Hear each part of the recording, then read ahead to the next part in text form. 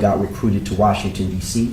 For 7 years from 2014 to 2021. I served as the chief medical examiner for Washington, D.C. And then in 2021, I left to go to Howard in my current position. My last 6 months of my time as chief medical examiner in D.C., I also served as deputy mayor for public safety and justice for the District of Columbia as well.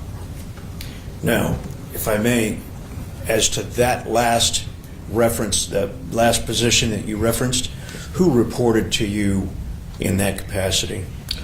So as the deputy mayor, I was a public safety. I was the public safety advisor to the mayor. So fire and EMS, law enforcement, Department of Corrections, human rights, the Office of the Chief Medical Examiner, the Forensic Laboratory, all of them reported up to me for the time that I served as deputy mayor. So what you're referring to, one of those was the Metropolitan Police Department for Washington, D.C.? Yes. How large is that department, if you have any idea? Oh, I don't know exactly how many officers are there because we know that there's movement to decrease officers, but there were many. The chief of police and I worked very closely together. Can you estimate how many autopsies you personally have performed over your career? Over 2,000 autopsies. And how many could you estimate have you supervised? Oh, thousands and thousands more. Now, in your capacity, are you licensed by any entities or certified by any entities? So I'm board certified in anatomic and clinical pathology, well, anatomic and forensic pathology by the American Board of Pathology, and I am licensed to practice in Washington, D.C. What is ANSI, A-N-S-I? That is the I don't remember the exact acronym, but that is an organization that does accreditation, an international accreditation for laboratories. Are you accredited by them? Well, when I served as chief medical examiner for Washington, D.C., I received the office, and it wasn't accredited by anyone. There was no accreditation, meaning a minimum threshold of performance by either the national or international community. And so during the 7 years that I was there, we got fully accredited both nationally and internationally. Now, is there an organization, a national organization for the science of pathology that issues accreditation? For forensic pathology, it would be the National Association of Medical Examiners, or NAME. And are you fully accredited by them? When I ran that office is fully accredited, yes. Dr. Mitchell, have you published any peer review articles, books? Yes, I have. I have about 13, and I have 13 peer review articles. There's several other articles that are in motion now that'll be coming out in the next year, and then I've lectured over 100 times on the topic of various topics of forensic medicine. I just had a book published on the topic of death in custody. In 2017, I led a group of forensic pathologists on the criteria or guidelines to perform autopsies and investigations on those that are dying in custody or associated with the criminal legal system. And that was adopted, commissioned and adopted by the National Association of Medical Examiners. So it is their position. I just served as the convening physician bringing people together. It's about 10 of us from all over the country from different backgrounds. So is it fair to say, and you're going to have to correct me if I'm inaccurate in my description, but your career is primarily focused on pathology? Yes, forensic pathology Thank and you. pathology, yes. So forensic pathology. And if you could, please briefly describe to the jury what forensic pathology entails, what it is. So pathology is the study of disease. And very simply, we diagnose disease for a living, whether in laboratory, from laboratory results, or whether tissue. If someone has a God forbid, a cancer, that cancer, if it's taken off of the body or out of the body, it comes to the pathologist. Pathologist makes it into a slide. We look under the microscope. We do special stains, and then we give that diagnosis to the clinician, to the physician who's treating directly the patient. And that's what a pathologist does. So I am a pathologist, and I do that. And then forensic pathology is the study of disease or injury responsible for death. So we become experts in, how injury, how disease leads to death. And our primary goal is to establish cause and manner of death for those that die sudden and unexpectedly, although we do a lot of natural disease as well. Have you been so designated previously as an expert in these fields? Yes. Have you testified as an expert witness before? Yes. Can you estimate the number of times? I think now I'm probably close to 70 times. In your position as a forensic pathologist, have you had occasion to conduct autopsies on individuals who died during police restraint or law enforcement or in custody in general? I'm trying to generalize the question. So if you need me to be more specific, let me know. But yes, I have performed autopsies on individuals as such. And how many times, if you could estimate, how many times has that occurred? Both autopsies and consults, I'm probably close to between 25 and 30. Thank you. Now, getting back to your qualifications for just a moment, do you hold any current positions aside from your work with Howard University? Yes. And if you would please tell us what those are. I am the Speaker of the House for an organization called the National Medical Association, which is the oldest and largest group of black physicians in the country. I'm on the board of Mentoring in Medicine, which is a group that helps young people gain access to medical careers. I'm also on the board of a group called Young Doctors DC, which does the same for young people in the District of Columbia. I'm a commissioner on combat sports, boxing commission. I like boxing, so I'm in that. I'm active in my church. I'm a minister there. That probably covers it. Have you spoken on the issue of forensic pathology to other doctors, pathologists, organizations? Yes, I also run as part of my role at Howard, I have a group of a CDC grant, Centers for Disease Control grant, that helps us provide technical assistance for and support for forensic pathologists globally. It's called the Medical Legal Death Investigation International Community of Practice. It's about 46 countries. We support them virtually. Sometimes we go into country to help kind of establish the foundation of what forensic medicine should happen. And all of it is for the purposes of making sure that the death certificates are correct, no matter what the cause and manner of death is, and that public health record, because most countries, including this one, rely on good death certificates to be able to establish prevention for diseases or injuries that occur in that community. Have you spoken in any foreign countries regarding this matter? Yes. Can you identify them? Bangladesh, India, Belize, England, Egypt, Rwanda, Zambia. That's probably the majority of them. Can you explain with a little more detail what your work, either present or past, was with the CDC Foundation?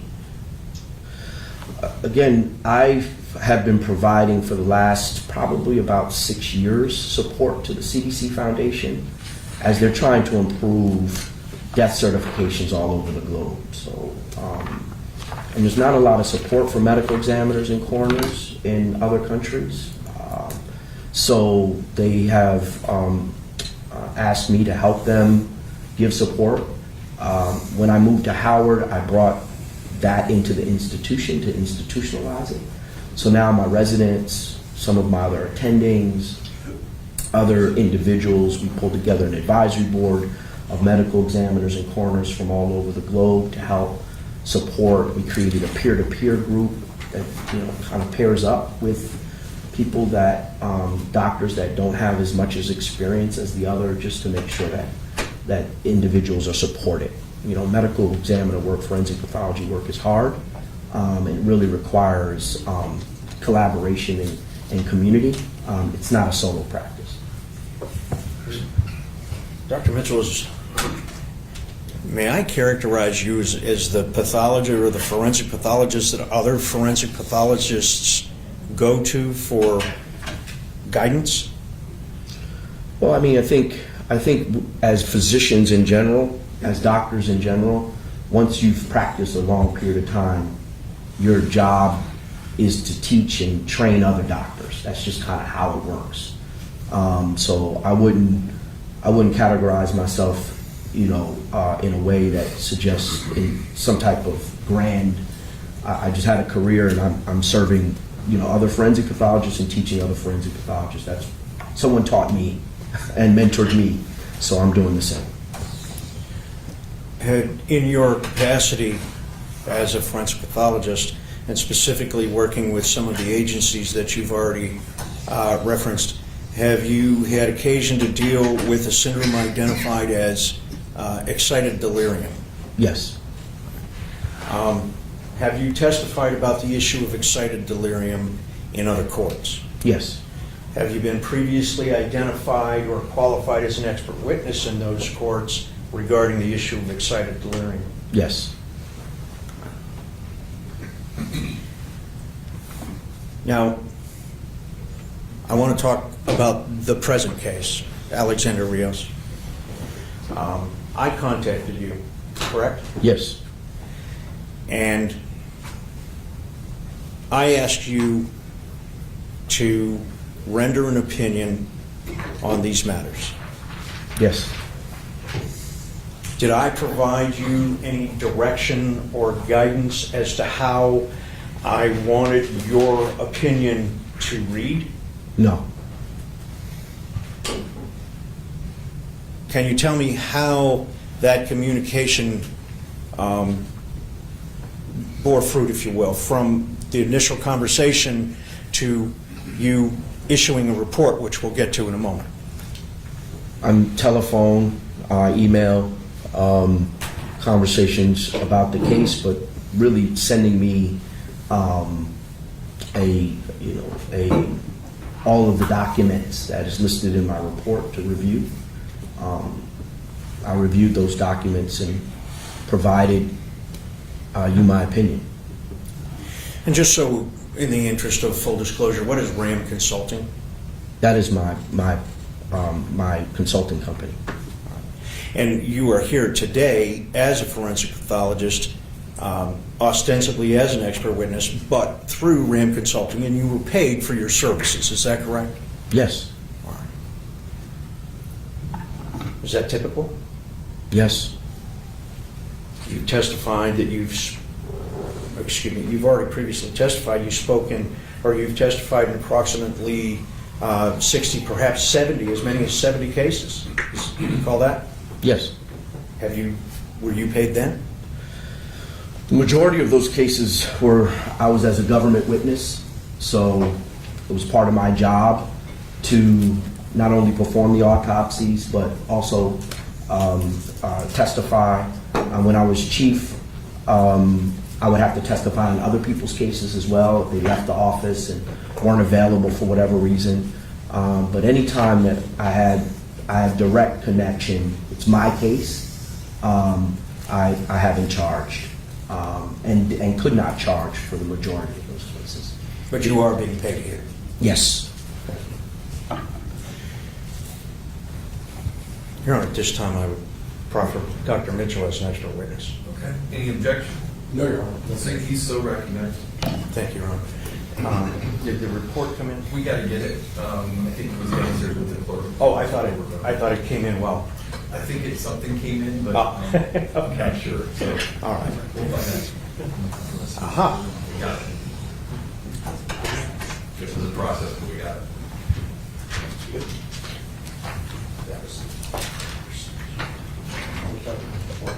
This is the one that you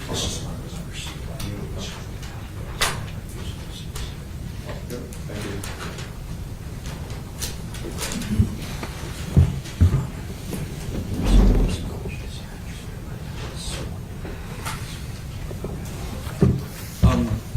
So you know, ladies and gentlemen of the jury, Dr. Mitchell was sworn in before you came in to the courtroom. He was sworn in already, so that's, if you were wondering, he was sworn in. Thank you. Permission to approach a witness? Yes. Thank you. Now, Dr. Mitchell, I'm showing you a document that has now been marked for the record as State's Exhibit number 7. If you would please peruse that document. Tell me if you can identify it.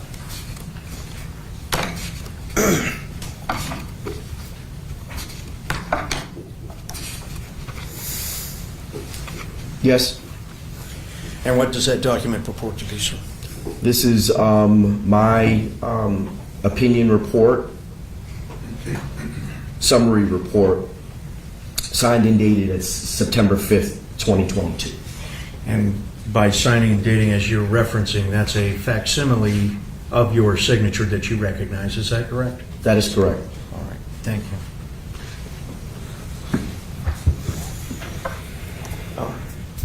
Doctor, if you would please explain the items that you reviewed in preparation for the construct of this report. Yes, and for the record, I'm reviewing and reading from my report. I looked at the Richland County Coroner's Judge, I report. think we should approach it just real quick. I was Yeah. looking at Mr. Salisbury. We don't mean to interrupt on this. We talked about it, but we think we should approach it. Sure, I understand. If you would just follow along with me, Dr. Mitchell. No problem. In the course of the materials that you received and reviewed, did you receive the Richland County Coroner's report? Yes. Did you receive the Montgomery County Post-Mortem Examination report? Yes. Did you receive a copy of the death certificate for Alexander Jose Rios? Yes. Did you receive the officer-involved critical incident report from the Richland County Jail? Yes. And did you receive the medical record synopsis? Yes. Did you also receive the Mansfield Fire Department EMS report? I did. For the record, it was EMS response report.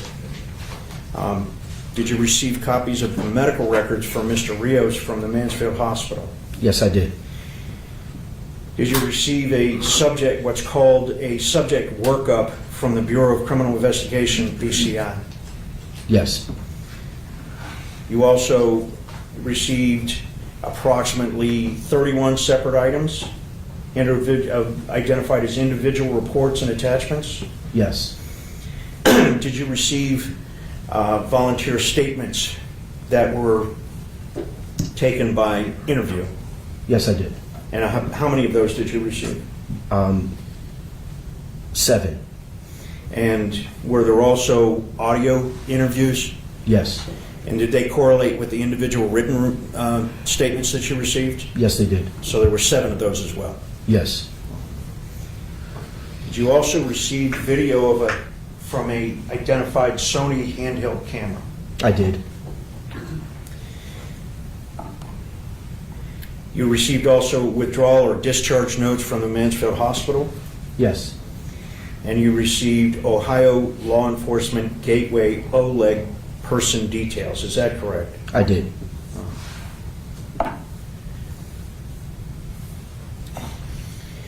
And are those the items the totality of the items that you used to render your opinion, to evaluate in order to render the opinion that is in front of you. Yes.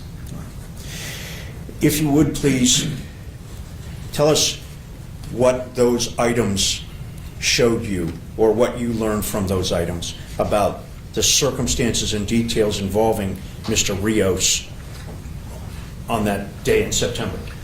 So, Mr. Rios was a 28-year-old male, 70 inches in length, about 195 pounds. He was in a prison cell, standing on a wall, on a half-partition wall, when correctional officers engaged him verbally, asking him to, giving him commands to come down off that wall. They went in to the cell. At that point, Mr. Rios ran past them into the office area. At that point, he was grabbed to be restrained, tackled, and placed on his belly in a prone position during this violent altercation. He also, there was opportunity to render tasing. Taser was deployed at that time as well. He was then completely in a prone position with several officers on his back, and one officer had his foot on the upper back, lower neck of Mr. Rios. And during that altercation, that officer stood with his body weight on the back of Mr. Rios. At that point, Mr. Rios ceased to breathe and became unresponsive. The EMS responded. EMS from the report took about, again, my recollection is about a minute, 30 seconds to receive the call, and then less than 2 minutes to arrive. When the EMS arrived, he was in what they call a non-shockable rhythm. And there's only two cardiac rhythms that consider a non-shockable, either asystole, meaning no heartbeat at all, or PEA, which is pulseless electrical activity. He was determined to be in PEA. EMS was able to get a rhythm back during transport to the hospital. He gets to the hospital, and he's found to have what we call anoxic brain injury, or decrease of oxygen demand to the brain. He's in the hospital for 7 days. While he's in the hospital, they're doing tests. They identify that he's in pretty bad acidosis, acid buildup in his body, secondary to the hypoxia, or decreased oxygen in his body. They suggest that he had respiratory arrest, meaning he arrested through breathing that yielded a cardiac arrest. At no point was he able to regain consciousness. He had the decreased oxygen to his blood had rendered him unable to be revived. And during that period of time, there was efforts to see whether or not he could live, and ultimately he died. During that time period, there was a urine screen that showed that he had amphetamine in his urine as well. At autopsy, he had scrapes and bruises. Otherwise, he was a normal 28-year-old man. I think that, and yeah, I think that probably gives a good summary of what I saw, what I heard. Ultimately, the coroner or medical examiner gave the case, and I'm looking at my report, an initial diagnosis of excited delirium with significant conditions, urine drug screen positive for amphetamines per medical record at the hospital, how injury occurred, altercation with correctional officers, and manner of death as accident. So that's the majority of it. Sure. Showing you what has been marked as State's Exhibit 2, does that document reflect what you saw as a copy? Oh, I'm sorry, Jim. It's okay. I'm not introducing it at this time. You don't have to bring it all. Is that the? Sorry. That's a good. That's okay. Okay. It's just a death certificate.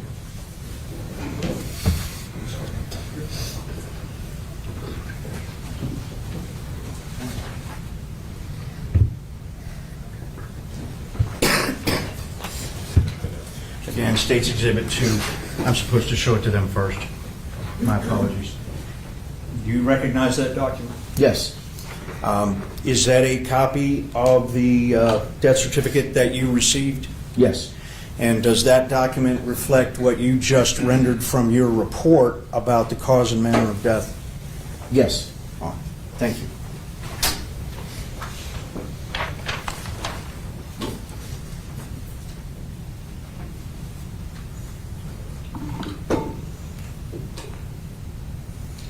Now, during the course of your analysis, you watched the video. Yes. You've already identified it as the handheld Sony camera video. Yes. Did that video provide you with further information about how Mr. Rios wound up in the state that he was in? Yes.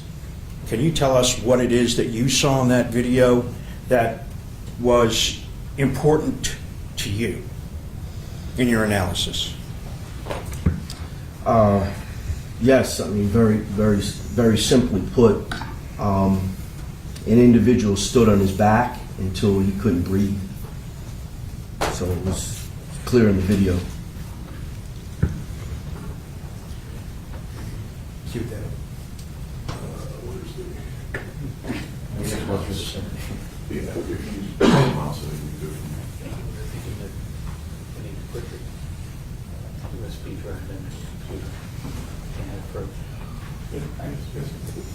Your Honor, may Agent Lenhart assist me?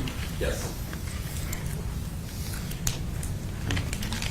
Displaying my lack of technical knowledge, Your Honor. I apologize. I can turn on VCR.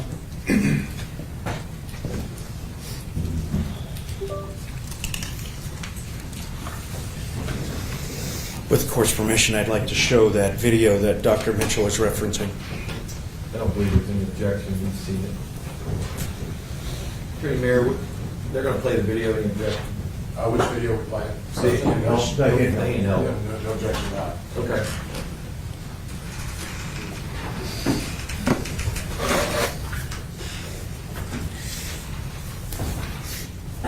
What's his last name?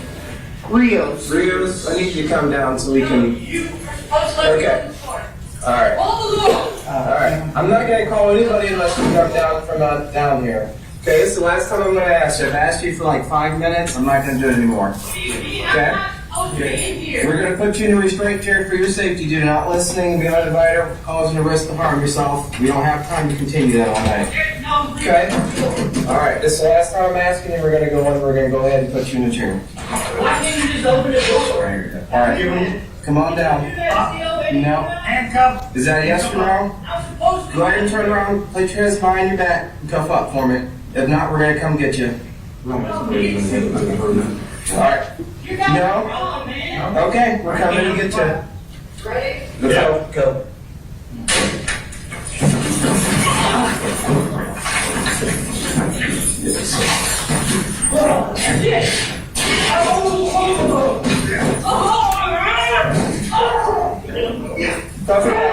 Hands behind his back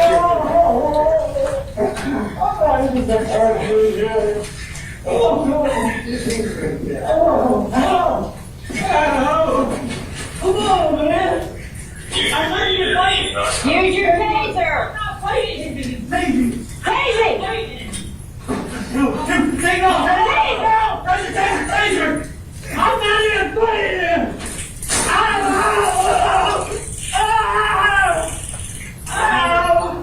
Glasses, let me look at the glasses. Taser. Ow! All right. Can someone... Try tasing! Can you explain to me? Because you're a dumbass. No, you're the dumbass. I didn't say you were her. Oh. Fucking took out of himself. Really? Yeah, he's like, Oh. Give me your hand behind your back. oh shit. Somebody take it. He's on some type of I believe. Keep playing. You need to. Do we have anybody else available? I got this.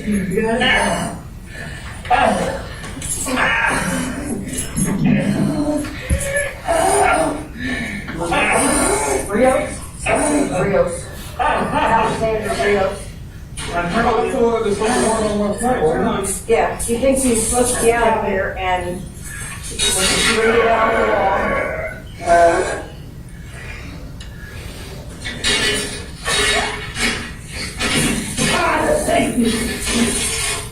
the wall. Turn it off.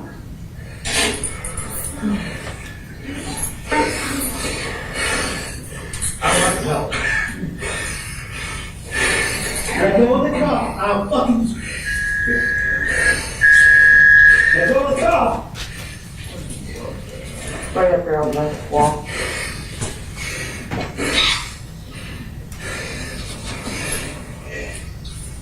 Pull that thing out. Get a pair of shackles. We got another hit cuff. Where's the other hand? I got it. Where's that? I only have one hand card.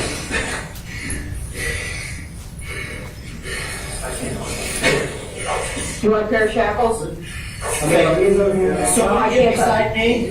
You know you're Lock. get up. All right. Grab some, oh, he's got it. We got shackles. Ready? Alright, Yeah. shackles. Give me the other hand. Bring it forward from you guys. You got it? Shackling down there. This club.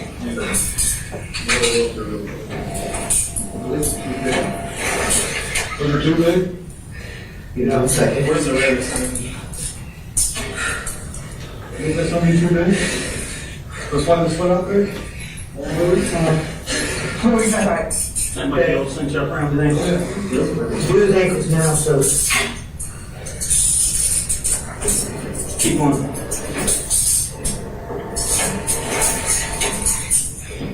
Hey, let's come on the other side of the wall. When we come up, we're going straight up into the chair. All right. Go right behind you. And then arms behind you. I got you.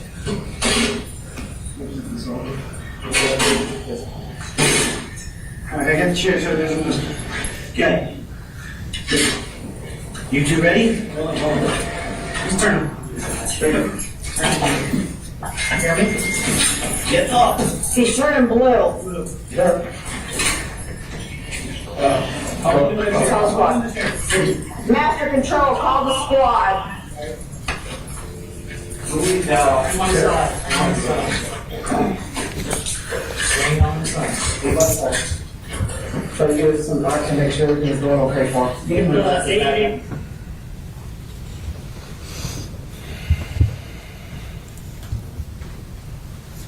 Dr. Mitchell, is that the video that you received and watched? Yes.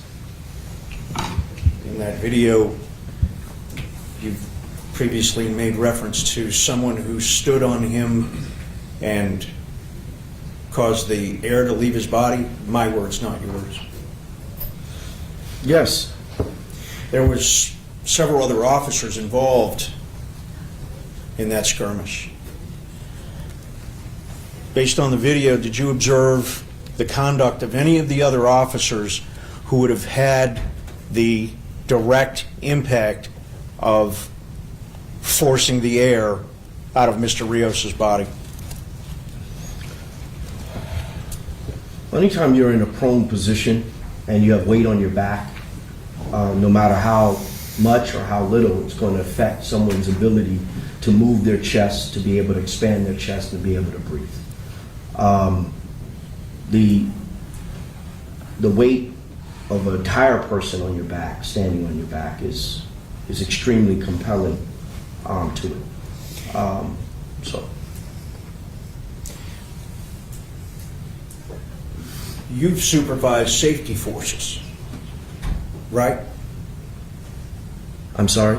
You've been a supervisor for, as I believe, or a reporting official for the entire Washington, D.C. Police Department. Isn't that true? Yes. Gotcha. Yeah.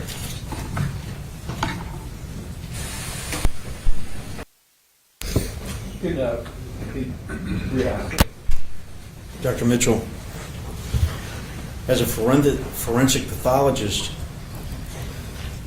have you been involved in other cases where an individual was in a prone position, Yes. held in a prone position? Yes. Were you involved in situations where restraint by law enforcement officers was causing that prone position? Yes. Were you involved in cases where the force that was being used, strike that,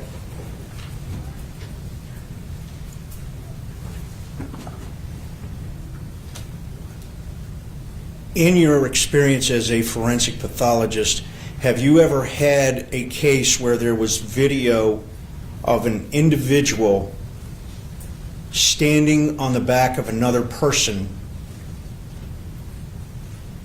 ultimately, in your opinion, forcing the air out of his? No. Have you ever had a similar situation where somebody was using their body weight to accomplish that goal, whether they intended to or not? I'm sorry, can you repeat the question?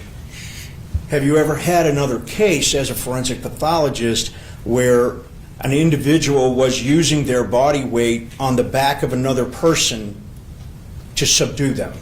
Yes. Can you explain a little bit?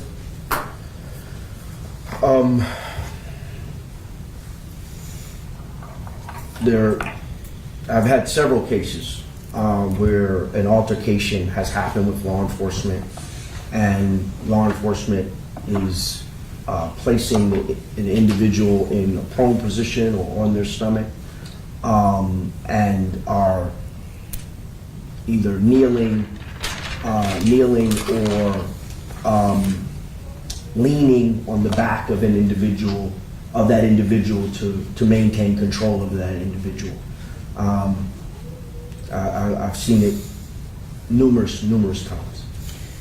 So in your experience as a forensic pathologist, which is more prospectively damaging to an individual who's being restrained and held prone?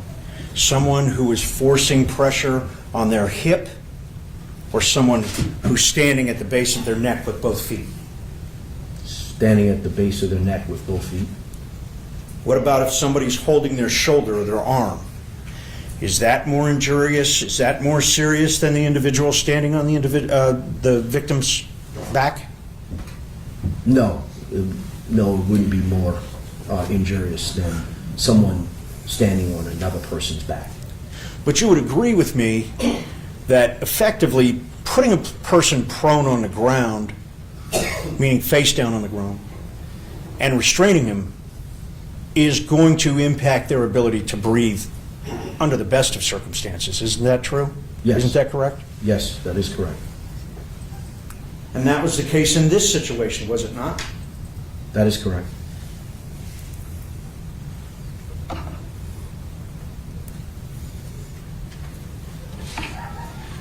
Now, you've already stated that you saw the death certificate, and you've already indicated that it reflected excited delirium as I believe, as the cause of death, didn't it? Wasn't it? Yes. Yes.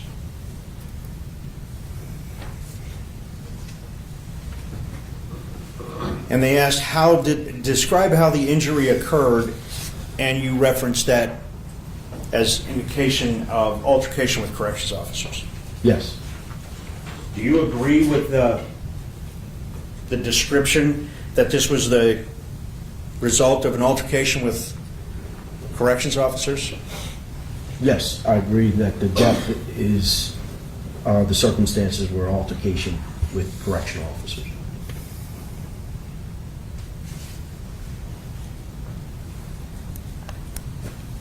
When Mr. Rios exited the jail cell,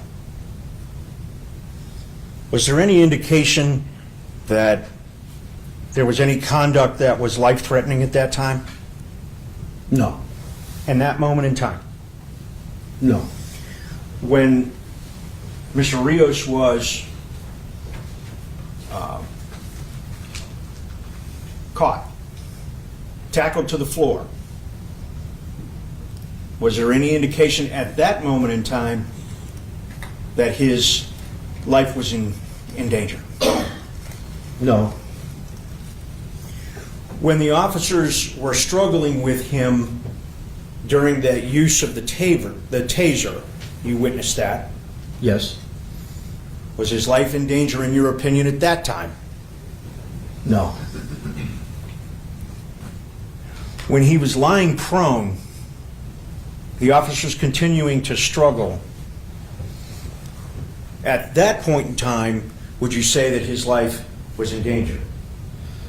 Yes. I mean, if he stays in that position for long enough, it could be dangerous. So is it fair to characterize your answer as that was a trend that if it had continued could have had bad results? Yes. All right.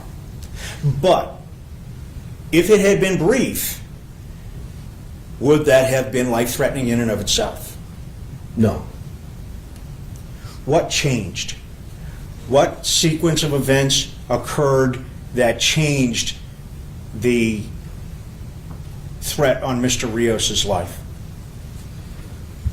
You had another person standing on the back of Mr. Rios.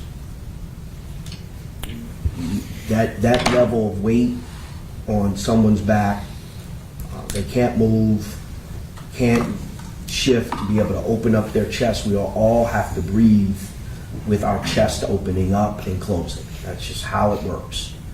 If you can't move your chest to breathe, then you can't breathe. And so that was the circumstance for Mr. Rios.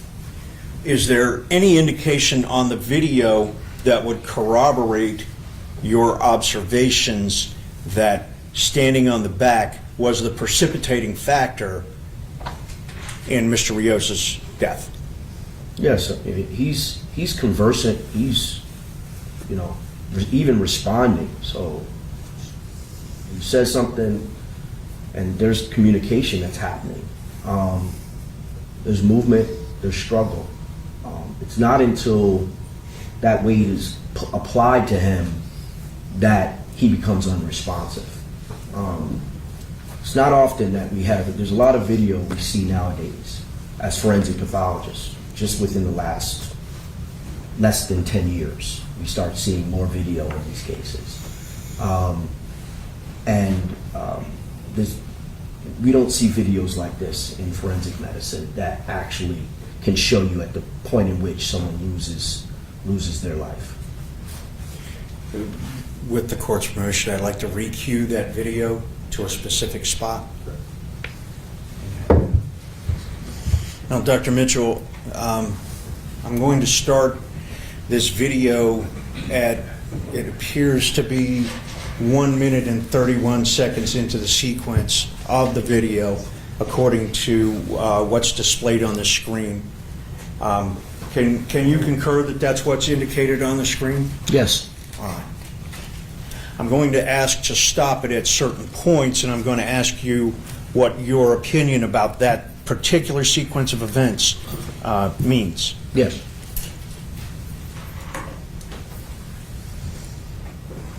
I'm not even fighting him! Stop. Stop. What did you hear Mr. Rios say? I'm not even fighting.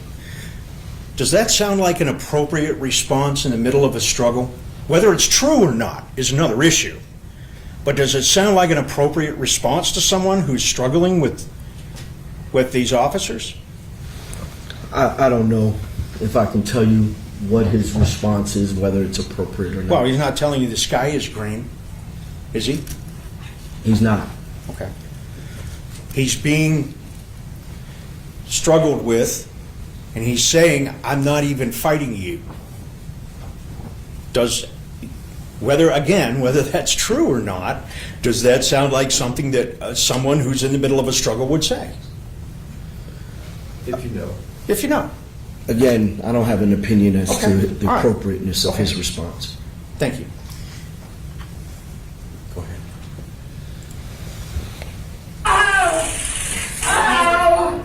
Glass, let me quick out the glass. Remember! Ow! Ow! Ow! I'm running! Ow! Ow! Can someone... Try tasing. Can you explain to me? Because you're a dumbass. Now you're the dumbass. I didn't say you were her. Oh. Fucking took out on himself. Really? Yeah, he's like, Oh! Ah! Give me your hand behind your back. oh shit. Ah! Stomach. At 2 minutes and 13 seconds, Mr. Rios is still communicating, correct? Yes. And there's a foot on his back, correct? Yes. All right, go ahead. Take it. He's on some type of I Keep playing. You need to. Do we have anybody else? Stop. We're now at 2 minutes and 27 seconds. Have you noted a change in the breathing ability of Mr. Rios? Yeah, he's becoming labored at that point. You can tell that he's having trouble breathing at this point. And for purposes of the record, the individual whose foot is on his back has moved effectively from the right side of the screen to the left side of the screen, and would then be over effectively his right shoulder as he was laying prone. Is that correct? That's correct, but from my evaluation of the video, it's not even just his position. Is that the foot was largely closer to the center of the back, Right. and then as he shifts, that foot slips down into the nape of the neck, and the lower neck and upper back. Go ahead. I got this one good.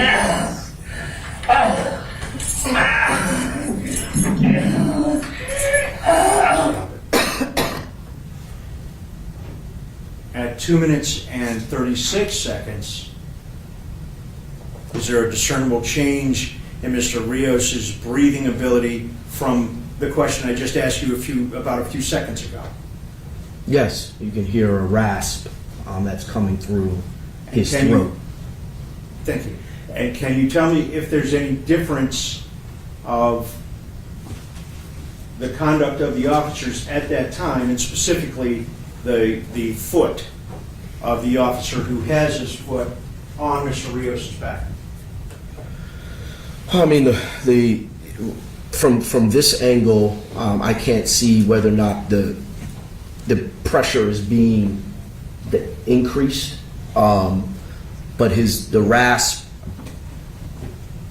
is telling me that there is pressure on his neck and affecting his ability to move the air through his trachea, right? So that is because of a decrease in space from the back to the front. So that's what I'm hearing.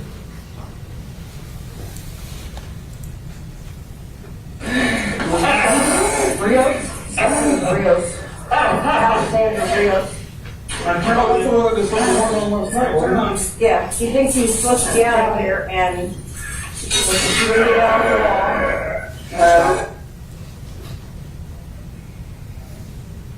What do you see now, Dr. Mitchell? I see an individual standing on Mr. Rios's back, 1 foot on his back and the other off the ground. Did that was at 2 minutes, I apologize. I got glare. 2 minutes and 51 seconds into the video.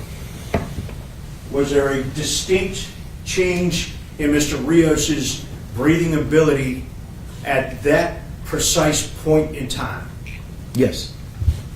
And what was that change? Well, you can hear him trying to push past what I would say an obstruction, but it's largely because he cannot push air past the force that's being applied to his torso or to his back and neck. Go ahead.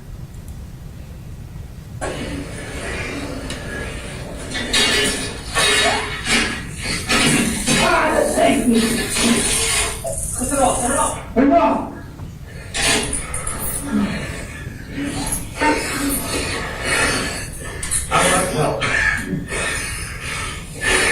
Let go of the cup. I'll fucking. Let go of the cup. Right up there on the wall.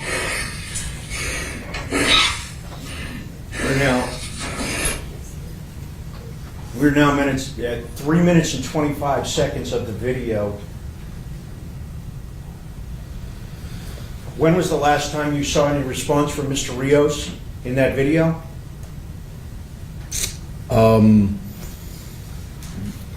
While the individual was standing on him, you can see him kind of the eyebrows wince and move. You heard a small kind of whistle of air coming out, that last bit. Well, if I may stop you there for just a moment. Yeah. After you heard that whistle of air coming out as you just described, did you ever hear him breathe again?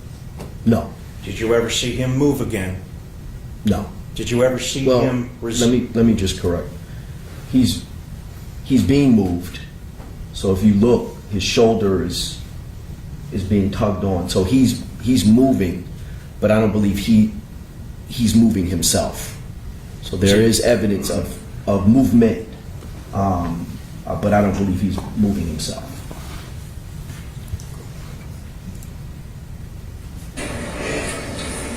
Pull that thing out. Get a pair of shackles. You got another hit, you can come. Where's the other hand? I got it. Where's that? Behind you.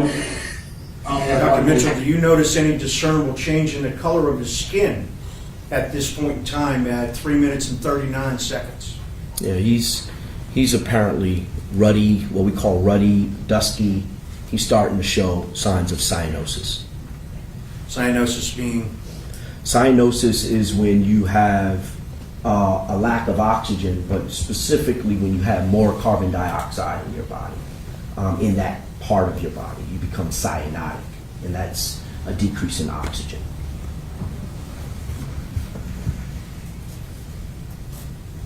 Is the officer still poised with his foot on Mr. Rios's back and neck? Yes.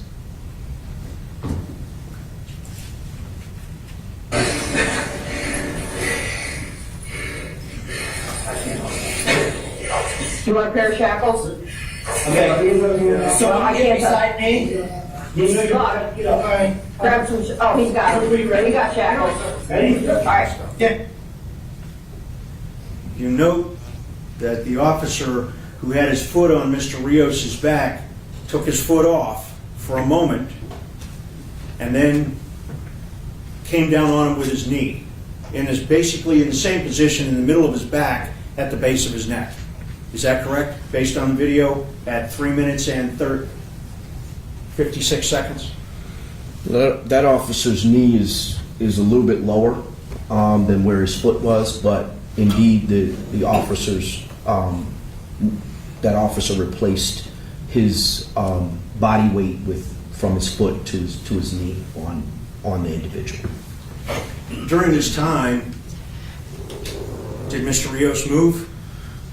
I didn't see him moving himself, but he was being moved. All right, I apologize, Dr. Mitchell. Let me ask you a question a different way. From the time that you had mentioned that you heard that whistle until at this point in the video, was Mr. Rios in any fashion displaying consciousness, activity, disruption, aggression, resistance, anything? No. In fact, as you've already testified, he was turning blue. Isn't that correct? That is correct.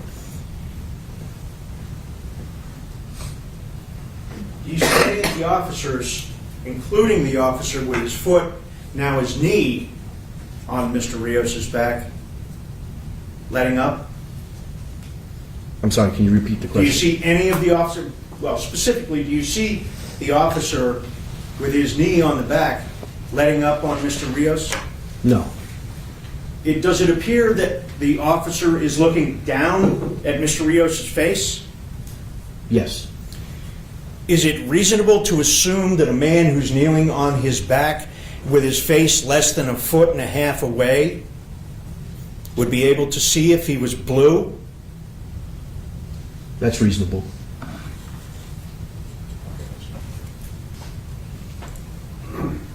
Shackle. Give me the other hand. Bring it forward from desk. Again, stop. Shackle him down there. That's a much more clear display of Mr. Rios' color at that point in time, is it not? It is. Where is this officer's knee? On his back. Thank you.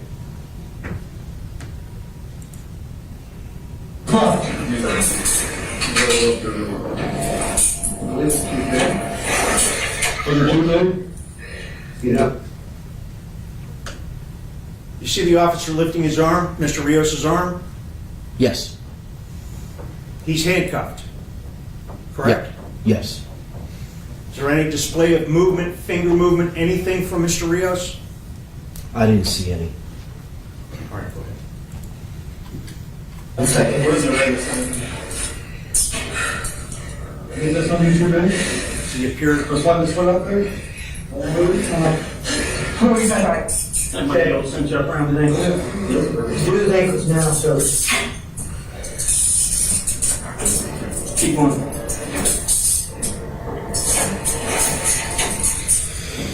Okay, Gardner, come on the other side of the wall. When we come up, we're going straight up into the chair. All right.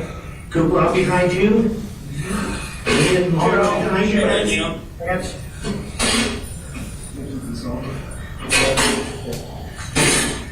All right, I got the chair, so it doesn't lose. Okay. You two ready? Just turn. we are now at 5 minutes and 3 seconds into the video. What does that video display that they're doing at this point in time? They're lifting Mr. Rios. Is there any reaction and response from Mr. Rios? No. Can you note the color of his skin on his face? Yes, it's a blue.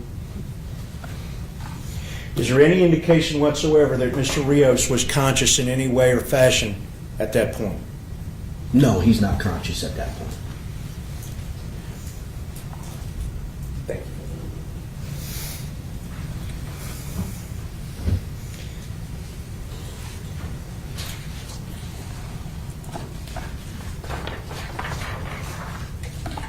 Now, Dr. Mitchell, you've already testified that the cause of Mr. Rios's unconsciousness and eventual death was led to anoxia, caused through anoxia.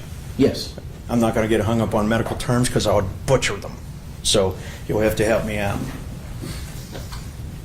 What caused that anoxia? That anoxia is caused by the compression of the neck and torso, functionally asphyxia. Asphyxia. Yes. Now, the medical records make mention of a cardiac issue. Can you explain that? Well, anytime you can't breathe, your heart and lungs are inextricably linked. They are linked together. So there are two organs in your body that need oxygen the most, and that is your brain and your heart. So if your brain doesn't get oxygen, you become unconscious. If your heart doesn't get oxygen, then it won't beat. You may have electrical activity to the heart that's telling it to beat, but because it doesn't have oxygen, it doesn't have the resource to beat. EMS showed that as pulseless electrical activity. That's the definition of it. You have electrical activity that can be picked up by monitors, but when you put your finger on your pulse, your heart is not beating.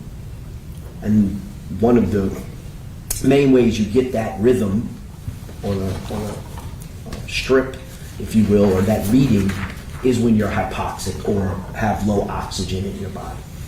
So not only do we see it, when EMS gets there within minutes, they put leads on him and they have an objective way of saying that he has pulseless electrical activity because of his hypoxia. Thank you, Doctor. Now, there's been a considerable amount of...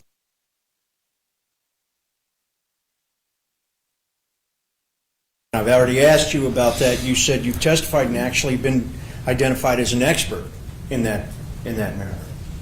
Can you tell us what you perceive this excited delirium to be?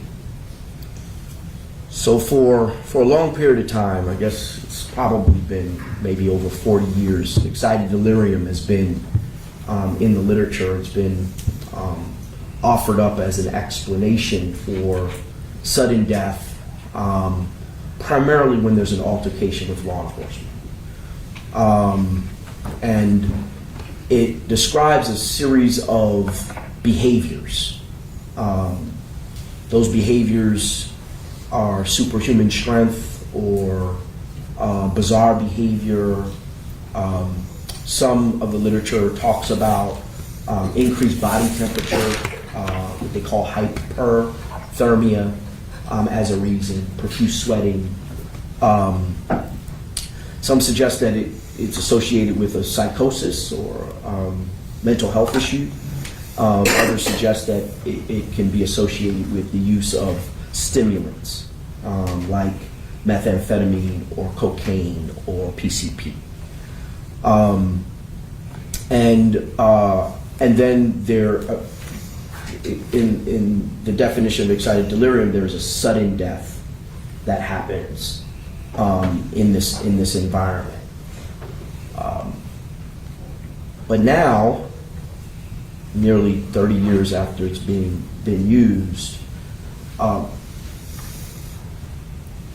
several, if not all, major medical organizations dispute it as a cause of death. And although there are behaviors that can be seen, and those behaviors may be real, those behaviors in and of themselves are not causing death. And so it's not to be used as a cause of death. The symptoms overlap. They overlap with other types of diseases, other types of behaviors. And that's why this kind of catch-all term. And quite frankly, I think it's been used when you had minimal amount of injury in an individual that was in an altercation, and the medical examiner has these small injuries that in and of themselves can't cause death. And they were looking for a way categorize the deaths. And so excited delirium was an easy way to categorize the death. Now, there's a lot of video. There's a lot of, actual observations of these deaths. And it's clear that these deaths are not excited delirium, if there was ever such a thing. So that's functionally where excited delirium is now in the spectrum. Thank you, Dr. Mitchell. What is the AMA? The American Medical Association. What is their purpose? Well, they're probably the oldest and largest group of physicians. They do all the continuing medical education for physicians. A lot of the different societies have spun off the AMA. They originated as you had to be an AMA member in order to get privileges at hospitals. For a long period of time, they're the mainstay organization that governs medicine in this country, provides recommendations. Do they recognize excited delirium as any proper diagnosis? No. What about the American Psychiatric Association? Do they recognize it? No. What about the American Academy of Emergency Medicine? No. The Physicians for Human Rights? No. The National Medical Association for Medical Examiners, Medical Examiners Association, name? No, they do not. I believe you've already testified that, at least to your knowledge, there's no formal medical organization that recognizes excited delirium as a cause of death. That's correct. Is it even recognized as a treatable condition? Excited delirium does not exist in the American Psychiatric has this diagnostic manual that they put out. The DSM-5? The DSM-5. Yes, it's excited delirium is not in that. It's not in that manual. So, if an individual presented at an emergency room displaying odd symptoms, such as have been described, hyperthermia, profuse sweating, perhaps being delusional, all of those types of things, there's no research manual that emergency room doctor could go to, no periodical, no website that could go to it and say, here's how, this is excited delirium, that's how you have to deal with it. Currently, there's no organization or diagnostic manual that identifies excited delirium as an entity. It's also been suggested numerous times in this court that Mr. Rios was under the influence of methamphetamines. How does that factor into your analysis? Well, first of all, strike that. In your review of all of the medical information, was there any positive indication that he was under the influence of a drug? Yes, I mean, influence, I don't know about influence.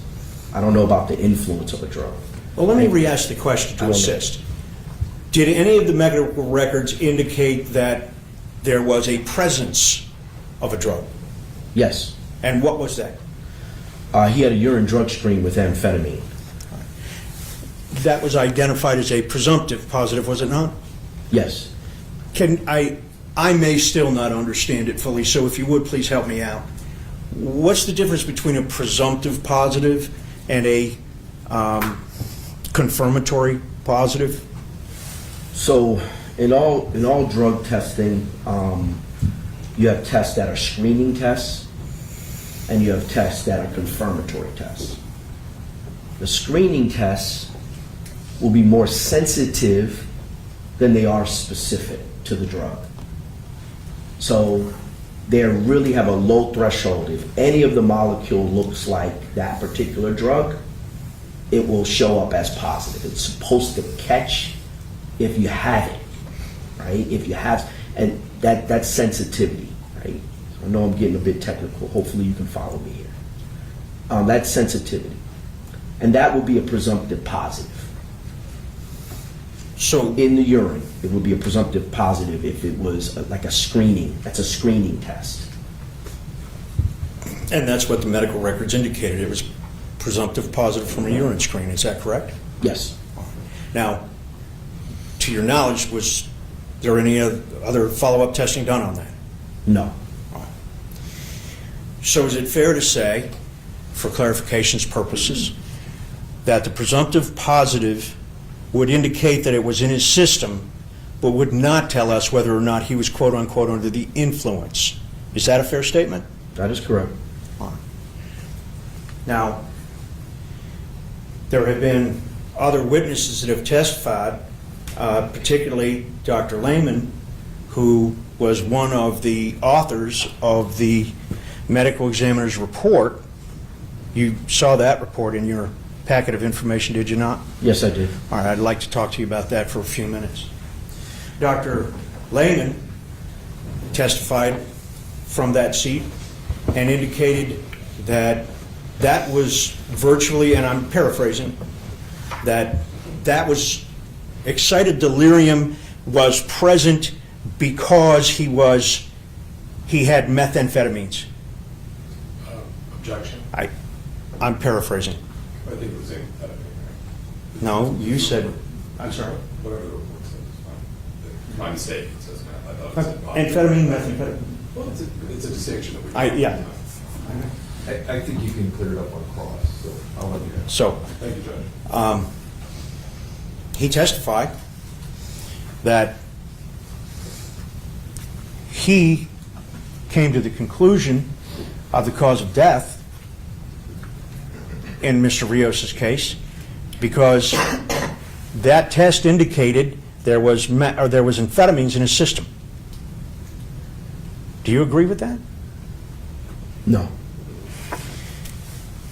When he was checked into the emergency room, do you recall what his body temperature was?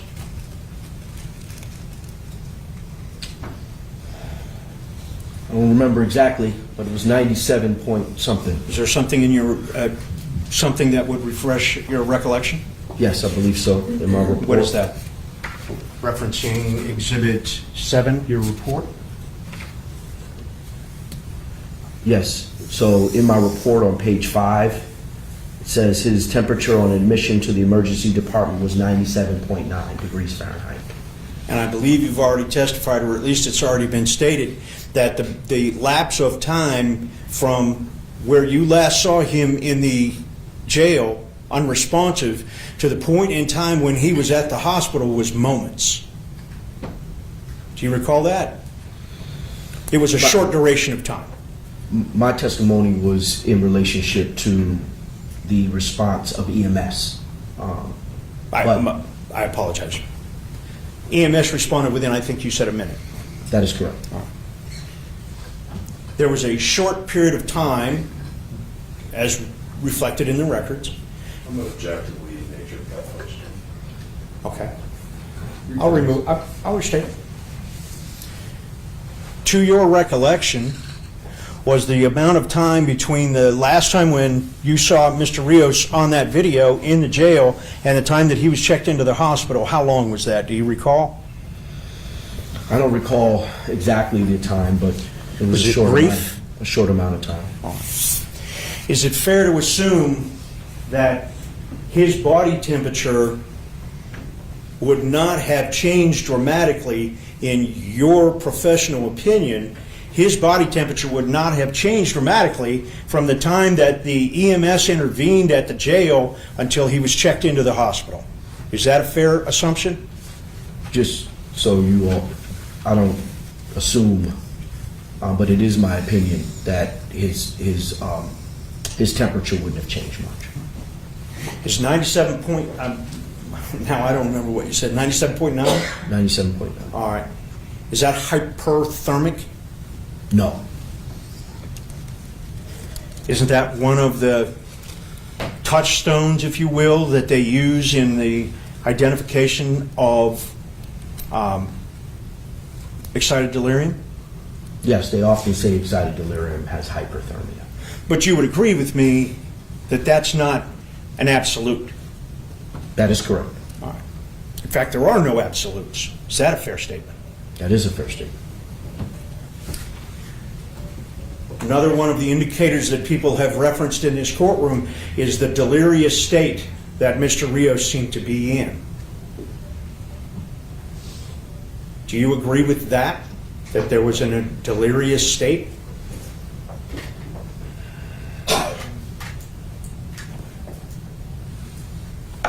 I don't know if he was in a delirious state. You would agree with me he was in an excited state. I don't know if I would agree with you that he's in an excited state. Okay. How would you describe his demeanor at the time when he was on that wall and from there until he was rendered unconscious? I think he was in crisis. I think he needed assistance. Based on your knowledge and expertise, is there anything about that condition of being in crisis that would be indicative to excited delirium? Those that subscribe to excited delirium could see that crisis as excited delirium. But you don't. No.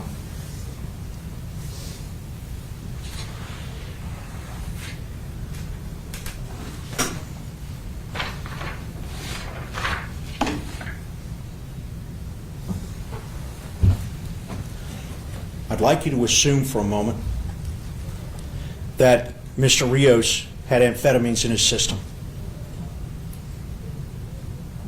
At some level.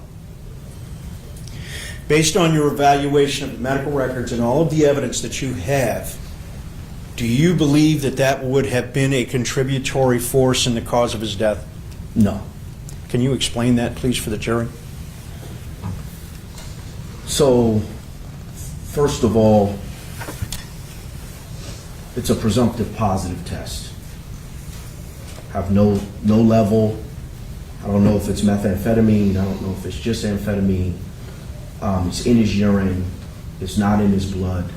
Someone that has a history of taking methamphetamine. Amphetamine is a breakdown product. It's what we call a metabolite of methamphetamine. So amphetamine is a breakdown product. And it can last longer in the system than the actual parent drug, methamphetamine. And it can last longer even if methamphetamine is taking its effect. Once methamphetamine takes its effect, amphetamine can last longer. You can, in someone who is a chronic user, you can have methamphetamine, hours after you've used it, after you've felt its effect, its stimulant effect. So I would not be able to hang my hat on amphetamine or methamphetamine. The other piece is that methamphetamine causes increased blood pressure, causes the heart to race. It's a stimulant. That's what it does. Causes it to race. When individuals are suffering from a methamphetamine overdose, they'll either have a complete cardiac arrest, and that cardiac arrest usually goes through a ventricular tachycardia. I know I'm getting a little bit technical, but it's a racing of the heart, right? It's a rhythm that can be seen.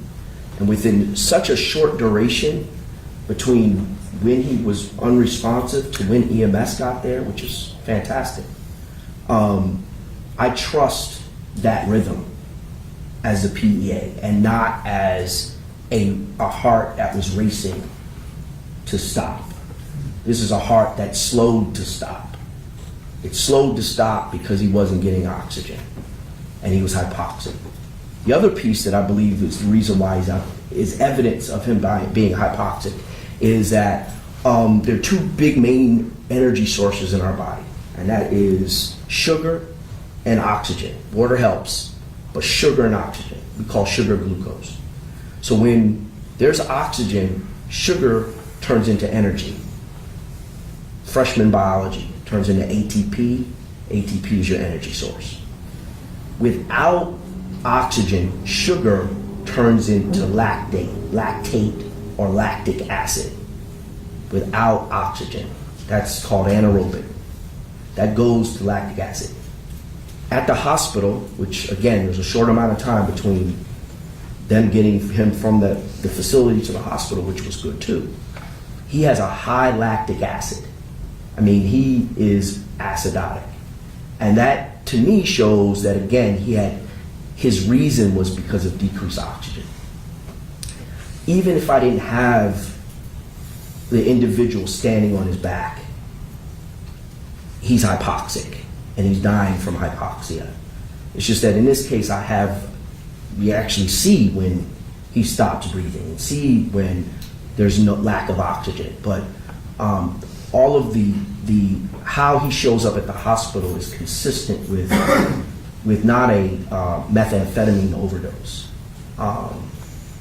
So even if he had methamphetamine and they had confirmed methamphetamine with a blood test, and it was a blood test that was high, I wouldn't have diagnosed him with a methamphetamine overdose because of what we saw in the video. I mean, that absolves any drug reaction from its effects on a human when you stand on their back until they can't breathe. Thank you, Dr. Mitchell. Now, as a part of your analysis, you reviewed the autopsy, the medical examiner's findings. Yes. From Montgomery County. Yes.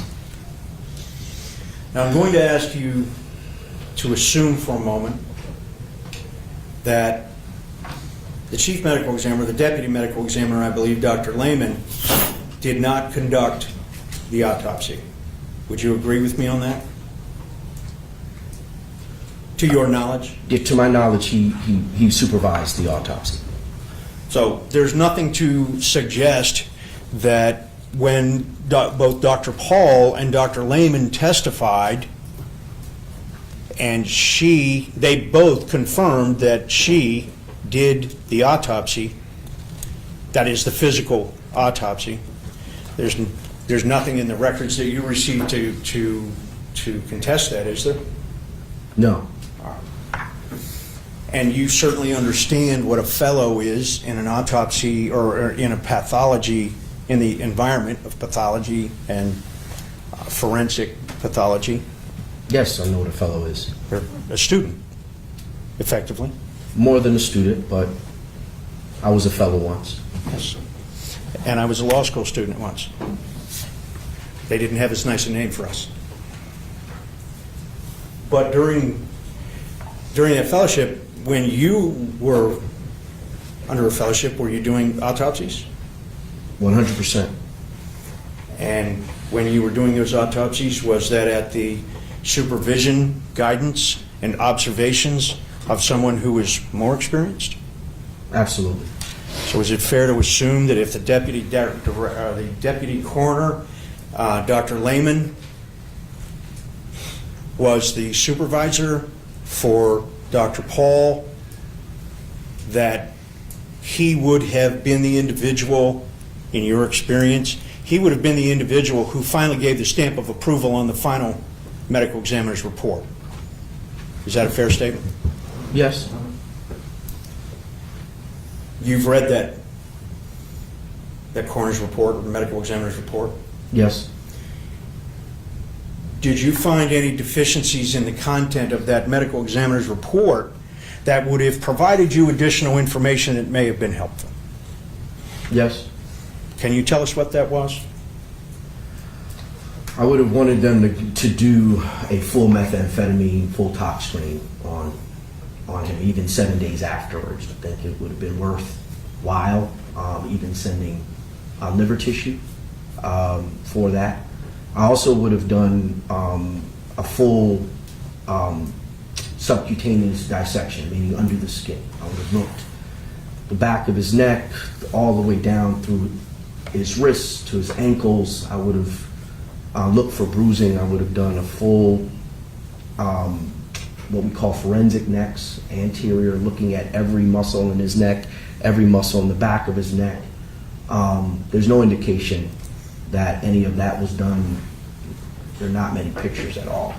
I would have taken a lot of pictures.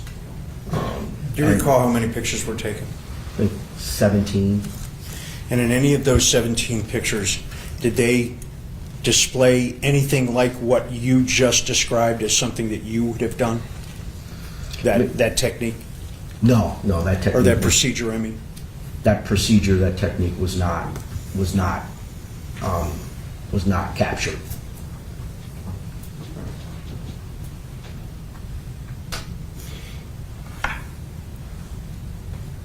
Well, let me ask this question in a different way, Dr. Mitchell. Was there anything in that medical examiner's report that assisted you in arriving at your conclusion as to the cause and manner of Mr. Rios' death? Yes. Can you tell us what that was? Each organ system was described, and so I had good descriptions of the organ systems, the heart, the lungs, the liver, and so to know that everything was normal is extremely important. His height, his weight, the evidence of injuries, the scrapes, and that there was nothing that was missed, nothing that I, at least the injuries on the outside of his body I could see through the report. I first gained knowledge of the amphetamine urine drug test through the autopsy report, because that's the first thing that I look at in any review, is to look at what was done by a colleague and to know exactly what I could have done differently. So the base of the report and the descriptions of the organs were good and were helpful for me to understand that he was a normal, healthy individual.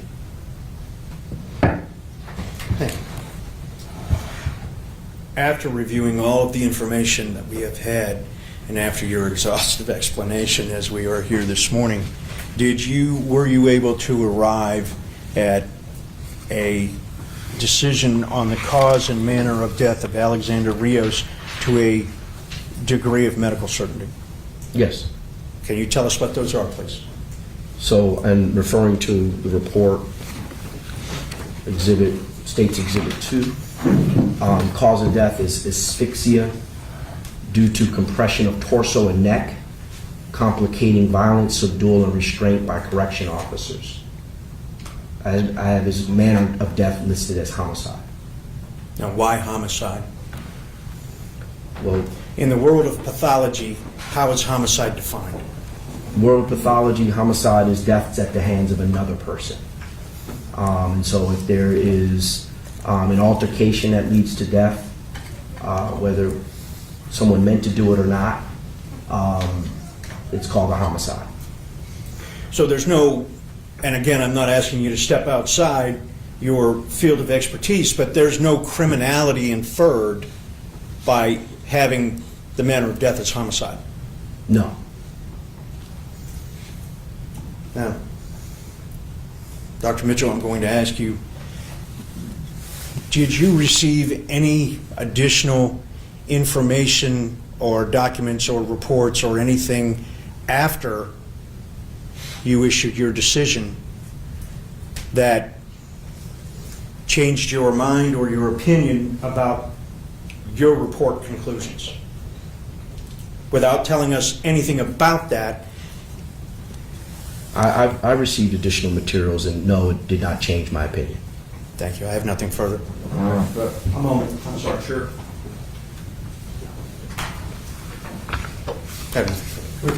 Yeah, come on.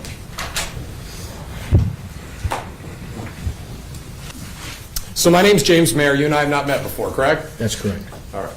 I represent Mark Cooper sitting there next to me. I'm going to ask some questions about your background, training experience, and testimony involving this case, findings. All right. When Forrest Thompson, the prosecutor in this case, was going through your extensive background, you kind of laid out a very long list of impressive qualifications. Yes? Yes, thank you. Yeah. And when you got to the end of those, he asked you about something that you didn't mention, which is RAM Consulting, right? Yes, I did mention it, Ram Consulting. Yes, once you brought it up after you talked about everything else and what. How are you employed currently? How about that? I'm a chair and professor at Howard University in pathology, and also the chief medical officer for Howard University outpatient ambulatory care. Sure. But in addition to that, are you also the owner proprietor of RAM Consulting? I am. And so, similar to like a law practice, that's a business of yours. Yes. Right. Where you use your professional expertise and make yourself available to consult, offer opinions, and testify in places like Mansfield. Yes. Okay. And as Mr. Thompson pointed out, you don't do that for free, right? No, not often. You indicated, certainly not in this case, right? That's correct. Okay. You indicated that you've done thousands of autopsies, yes? Yes. And just to be clear, in this case, you had no hands-on with respect to the autopsy. That's clear, right? That is correct. You would agree that, generally speaking, the best position to offer opinions in these types of cases, in a perfect world, you would have conducted the autopsy yourself. Is that fair? That is fair, yes. And that stands to reason because during portions of your testimony toward the end, you talked about some of the, I guess, procedures or techniques that you would have used to maybe gather some information or try to learn some evidence that otherwise is not available in this case based on techniques not done. Fair? Yes, that's correct. Okay. Now, with respect to getting paid, right? You have an hourly rate, right? I do. Okay. Can you tell the jury what that is? It's $500 an hour. Objection. I overruled. I think it's relevant. You've been asked that before, right? I have. Been asked that in the last month, right? I have. Okay. And you've answered, right? Just as you Yes. did now, and the answer is what? $500 an hour. Okay. And you track the hours that you work at the case, and you invoice it like any other business, right? That is correct. Okay. Now, back on September 5th, 2022 is when you created this report, the final version, I presume. Yes? Yes. Okay.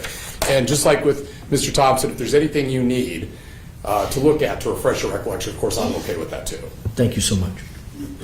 So, at that time, you indicated that you had invested 27 hours in Yes. the case. Is that right? That is correct. Okay. And so, at that point, you had billed how much? Objection. I don't think he has to get into that. He's told you his hourly rate, so it's sustained.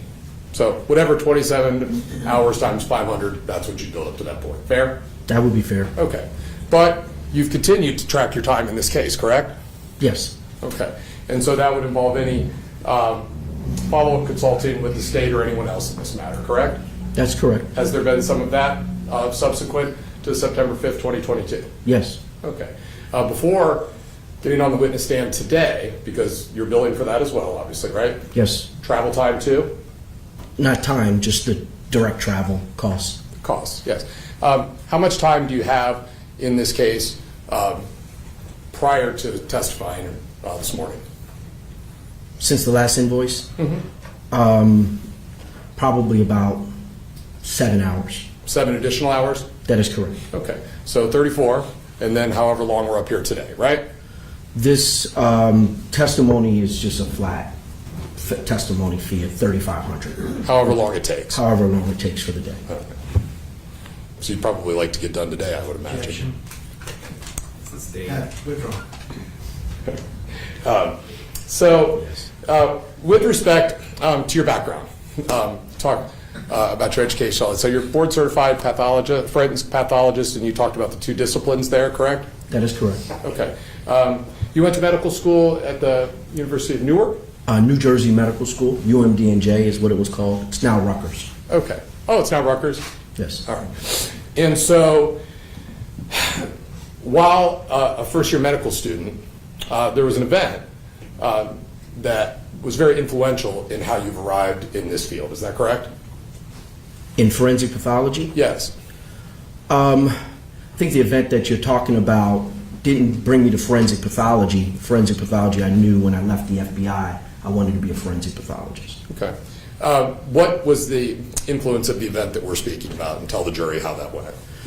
So, I was a first-year medical student, and a man by the name of Amadou Diallo was shot and killed by law enforcement in New York City.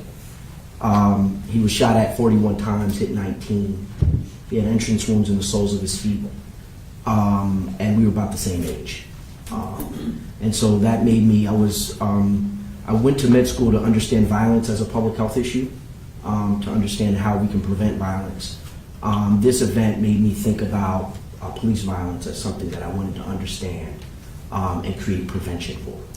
You've discussed that in your book as an inspiration, yes? Yes, And that's the book that you told the jury about earlier today, Death in Custody. that is correct. That was published when? In September of this year. Is it? That's it. Okay, so very recently. Yeah, September. You've also discussed this on your podcast, right? That Yes. experience with Mr. Diallo and how that was a motivating force for you? Yes. Okay. And on your podcast, you indicated that it was concerning to you that he could be shot at 42 times, hit 19 times, right? Yes. That he was unarmed, right? Yes, he was unarmed. And that it was your understanding he was reaching for his wallet. That is correct. Okay. You also indicated that no police officers went to jail for that, and that was concerning to you in the podcast, correct? That's correct. And you, at that point on the podcast, indicated that was a game changer for you. I don't know if I used the term game changer, but it was. Right. Okay. And so, and to that point, you indicated you wanted to understand why people were dying in police custody and things of that nature, right?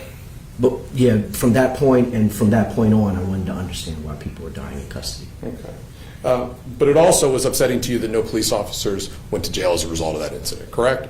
Yes. Okay.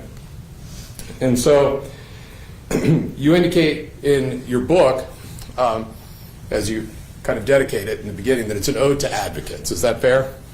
I think to families is what we dedicate the book to families. Right. You consider yourself to be, familiar with this question, an advocate or an activist physician, correct?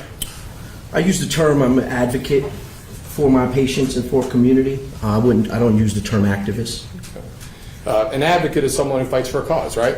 That's correct. It's the opposite of someone who stands on the sideline. Fair? That's correct. Yeah. Sometimes athletes can be advocates or activists, yes? Yes. All right. All right. And specifically, as an advocate, you are principally interested in this issue that you have written the book about, yes? Yes, I'm interested in death in custody and understanding it better. Okay. Now, there has been discussion in this case that you've been asked to take a look at the cause of death, the opinion that was rendered down in Montgomery County, and also the manner of death, yes? Yes. Okay. And so as we kind of get into that, with respect to cause of death, in your book, you talk about, you like music, yes? I love music. Yeah. You talk about the reggae artist from the 90s, Cuddy Ranks, Cuddy Ranks. and he talks about in that song that you focus on, there's 6 million ways to die, choose one, right? Yes, he does say that. Okay. And so what relevance does that, why is he right about that as it applies to your field, as to cause of death? Objection. Is it, you were asking about it in his book? I guess rephrase the question. I don't quite understand the question. Yeah, that expression, 6 million ways to die, is referenced in your book as you were explaining cause of death. Yes. And you indicate he's right about that. What do you mean by that, as it relates to cause of death, 6 million ways to die? I'll let him answer if he can. I can. Yeah. So when I teach cause and manner of death to my students and to other practitioners, I talk about how there's just a myriad of ways an individual could die. There are many different ways, from heart disease to drug overdose to sharp force injury, stabbings to hangings. I mean, there are just a wide variety, and then combinations of the above. So when because I like hip hop and grew up in the hip hop era, that particular song and the way he said that allows me to articulate the fact that there's so many ways. Because there's only 5 manners, I juxtapose how many causes there are to only the 5 manners that we have to choose from. And that's homicide, suicide, accident, natural, and undetermined. And so I often will use that cultural reference through the music to connect to the students so that they can understand what I'm saying surrounding cause of death. For sure. It's relatable. It is. Right. And so in the context of cause of death, it could be a very complex task for a forensic pathologist to identify cause of death, correct? It can be, yes. And as you have indicated in your book and podcast, that's especially true in cases of in-custody deaths when it comes to cause of death, correct? Yes. So even within a complicated task or area, cause of death generally, it becomes more complicated in your experience with respect to this very specific type of death, the in-custody death. That is correct. Okay. Now, as to manner of death, like you said, those are the circumstances surrounding or leading to the death, right? That is correct. And of course, you've identified the 5, and probably won't surprise you that there's already been some discussion as we're on day 3 of the trial as to manner of death, and just as you explained the different types, right? Okay. Okay. So you have characterized the cause of death in this case. You explained that. We're going to talk about that in more detail. But speaking first as to the manner of death, you have indicated that you disagree with the characterization of accident in this case, right? Yes. And instead, you think it would be more appropriate to call it a homicide. That is correct. Okay. And it's kind of where you finished with your testimony, but I just want to make sure that we're very clear on this point, okay? Can you explain, again, for the jury, in your own words, the relevance that the characterization of homicide as manner of death has for you compared to the legal provinces or the legal constructs that we're here for? So homicide is death at the hands of another. So if an individual is part and parcel of the reason why someone is dead, then those are called homicides. How it differs from the legal proceedings is that we, as a forensic pathologist, I don't determine whether or not they intended to cause the death or not intended. I leave that up to juries like yourself and the legal proceedings. My job is to be able to be clear on the circumstances. And when another human causes the death of another, then those medically are called homicides.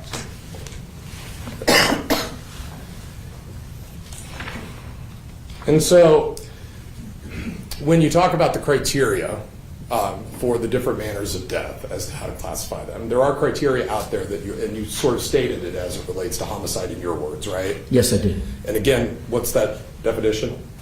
Death at the hands of another. Death at the hands of another.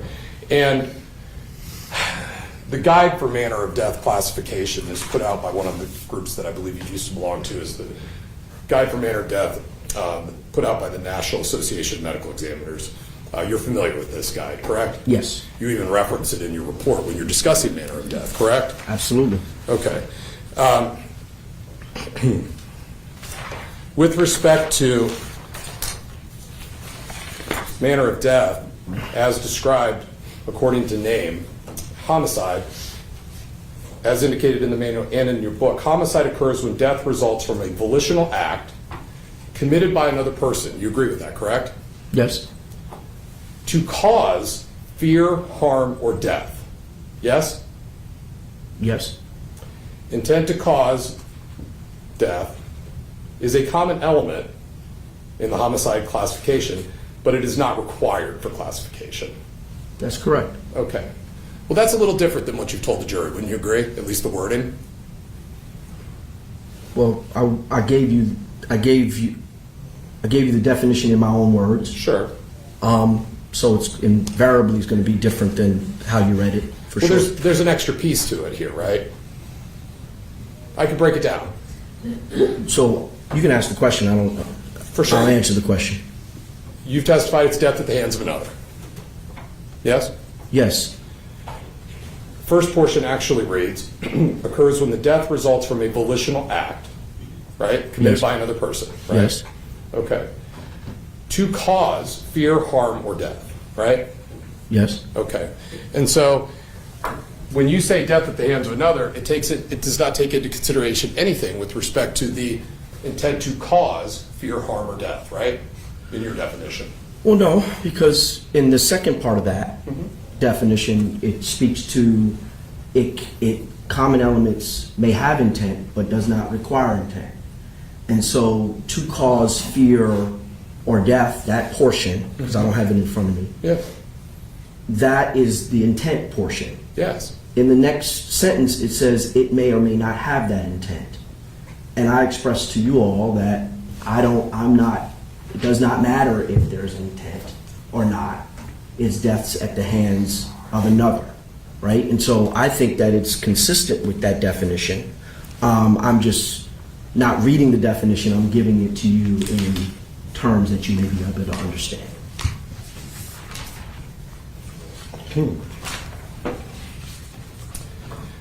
So to you, intent doesn't matter in a homicide, is what you're telling them, correct? Well, definitely to me, intent Right. doesn't matter, but I mean, in the definition, intent doesn't matter. Right. If it's to cause harm, fear, or death, right, if they're putting that in there, it speaks to a degree of intent, does it not? It's why I do something if I'm causing it, correct? Yes, I'm it is. causing you to answer questions because I'm asking them, I'm right? going to object, Your Honor.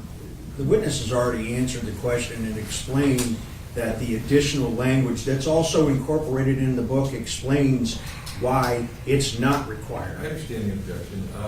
I think he's answered it. If you want to clarify briefly, and then we can move on. And the operative word there with respect to intent is may be used, correct? Intent? I'm sorry, can you? The word may is used in there when they speak to intent, right? Which gives some discretion to someone in your position whether to factor intent in or not. Fair? I don't know. I don't know what when I wrote may, I'm not suggesting that that an individual can put that into their cause of death manner of death designation. What I'm saying in may is that intent may or may not be there, right? There are a lot of homicides where intent is there, and I've classified those as homicides. But there are cases that I classify for example, a baby that cannot swim, stand, or walk, that's left in a tub full of water and drowns. Those are homicides in the jurisdictions that I've come from. They may not ever come into a jury like this. A baby left in the back of a vehicle in the middle of the summer, strapped in, cannot come out of that themselves. They're left there, they die from hypothermia. Those cases are homicides, the death at the hands of another. But they may not find themselves in a court of law because of the tragedy. So homicide, from my training and my experience, may or may not have intent. Our job as the forensic pathologist in understanding the circumstance is did the actions of others play a part in the death? And that's the threshold by which I determine if someone is a homicide. So specifically as to the issue of in custody death or altercations with police, as you sometimes describe these events, yes? Yes. Those are similar, right? In custody deaths that are as the result of altercations with police, that kind of thing, right? So death in custody is a spectrum. They can start with, individuals that are being attempted to be apprehended, to actual apprehension, to transport booking, as well as deaths incarcerated, individuals that die from natural disease or suicides or deaths from other inmates. The in custody is the environment that person finds themselves in, and that's the general category. So there's all manners of death can live in the category of death in custody. They're not all homicides. They're not all one thing. Depends on the circumstances. I think I understand. With that description, a specific category or a specific set of circumstances within that category of death in custody is an encounter between an individual and law enforcement, whether police or corrections, where there's an altercation and the individual dies as a result of that altercation, right? Okay. Those are called arrest related. Arrest related. Okay. And so, to be clear, it is your position that when you have circumstances like that, an altercation that occurs in an arrest situation, a resisting situation, an altercation with law enforcement that results in a death, you're going to call that a homicide, correct? Not every time. I'm going to ask you about something you wrote. When a police officer attempts to gain control of an individual who dies as a result, that is an arrest-related death in custody. You would agree with that, correct? Yes. The physical contact can be as simple as a touch on the shoulder or a grab of the wrist, or it could be an intense fight or a wrestling match. You wrote that, right? Yes. Any physical altercation that leads to death should be certified as a homicide. Yes. Any physical altercation that leads to death should be called a homicide. The physical altercation has to lead to the death for it to become a homicide. If there is an altercation or an interaction that it doesn't, then it won't. I've certified cases that they were drug overdoses. There was an altercation. Went back to the jail cell. That person died. Did the autopsy, and there was a baggie of crack cocaine in their stomach that busted. That was an acute cocaine toxicity death. Sure. So every case has its own specific merit that needs to be reviewed and needs to be autopsied in order to come to cause and manner. But to be clear, the examples that you mentioned in your book, physical contact could be as simple as a touch on the shoulder. If that leads to the death, that's a homicide. No, that's not what I put in the book. Explain. So It's what it says, right? The touch on the shoulder and the grab on the wrist makes it in custody. It doesn't make it a homicide. It makes it in custody. It makes it now you're in custody. If a law enforcement officer grabs you, that's in custody. Now so the definition that he's reading from is indeed that, but that grabbing on the wrist or the touching of the shoulder, in no way am I saying that would be a homicide. Except that's not what you write in the book, correct? No, that is what I write. That's He's explained it, so. You finished by saying, regrettably, not all medical examiners or coroners think the way that you do with respect to that description, correct? Again, just for the benefit of you all, there's jumping around that's happening in the book with it being written. May I approach just to allow him to take a look? If he wants it. Yeah, I don't need it. I got it. So You would agree that the sentence I just read, regrettably, I don't believe that, though. follows. Let me finish the answer. First, let me finish his So- answer. there is a philosophy in forensic pathology that when an individual's in a violent altercation with law enforcement, that those cases are called accidents or undetermined. There is a pervading philosophy surrounding that. If that same altercation happens between two people on the street, medical examiners and forensic pathologists will call those homicides. How can you speak for all medical examiners and forensic pathologists? How many of them are there in the United States of America? Right There's now, about, too. maybe there's about 3,000 of us. And what you're doing is you're speaking for all 3,000 of them when you say that. Well, I'm giving my opinion as asked to answer the question. Fair? And my opinion is such that I've had years of experience, not only in this field, but as a chief medical examiner in the country.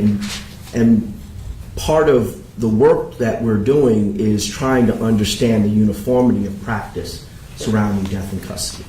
I guess what I'm getting at, Doctor, is that when you talk about not all medical examiners and coroners agree that an altercation that leads to a death, and while a struggle or altercation is going on, you would agree that not all medical examiners agree with you that that's automatically a homicide. That's because that's an argument that's going on within your community, correct? That is absolutely the truth, that not all medical examiners agree. Right. Okay. And so the organization which puts out the manner of death guide, which you referenced, contemplates and recognizes that reasonable, competent, well-educated, well-credentialed coroners and medical examiners disagree on this issue with respect to the role that intent plays in a homicide. Fair? Yeah, there are absolutely disagreements. And the way that the homicide characterization is described allows for that when it talks about presence of intent or lack of, and especially the way that it's written with the to cause harm, fear, or death, right? It lends itself to that potential for disagreement. It's ambiguous, yes? A little vague. I disagree with it, so you're going to get an answer Right. that is disagreeable, right? Because I disagree with the stance that you need to have intent with homicide throughout my training. But yes, there is disagreement amongst medical examiners and forensic pathologists that intent is required. And that is recognized by the organization that sets forth the criteria for the manner of death classification, right? Again, I think that we've been through my interpretation of that particular sentence you read, and I don't agree with that reading of that definition suggesting that intent is required. Okay. And that does not say that intent is required. Although medical examiners may require intent themselves, that definition does not say that intent is required. When you talk about other manners of death, which you have, you listed them all, and you also indicated that what you have in these types of situations is coroners who sometimes will call these altercations accidents, yes? Yes. Okay. And so, of course, just like homicide, accident has a definition as well, right? Criteria that are set forth in that same guide, correct? Yes. And you explain that in your book as well, yes? Yes. Accident applies, tell me if I got this right. Accident applies when an injury or poisoning causes death and there's little or no evidence that the injury or poisoning occurred with intent to harm or cause death. Yes. So with accident, intent is super important, correct? It is to distinguish between accident and suicide. So if you've got a forensic pathologist who's looking to assign manner of death in something like this, and there are two competing causes, perhaps, what they're going to be left with are the two competing causes as options, right? Say, for example, accident or homicide, fair? But they also can arrive at undetermined, yes? I'm sorry, can you repeat the question? I apologize. Yeah, so with respect to accident, you agree that intent is a piece of that and it's as clear as day, right? As it relates to understanding whether or not it's a suicide versus an accident. All right. It indicates that with respect to the accident, when an injury or poisoning causes death and there's little or no evidence that the injury or poison occurred with intent to harm or cause death. That's what's written, right? That is correct. Okay. Now, as it relates to that, if you have a forensic pathologist who is looking at a situation like this and is considering accident and ultimately determined that the intent of the officer or officers in question was not to injure, then they could use the criteria of accident to reach that conclusion, correct? That would That's be the plain language, right? If you can finish. I'm sorry, please. You can answer. Go ahead. Thank you. I don't agree with that. I guess I didn't ask if you agree with it. Okay. I think I'm trying to explain how there can be this division of thought between reasonable, like-minded people as far as their backgrounds. But that helps to understand that, right? Yeah, I think that if another medical examiner subscribes to what you're describing, then it may be the reasons why they would call a case like Mr. Rios an accident.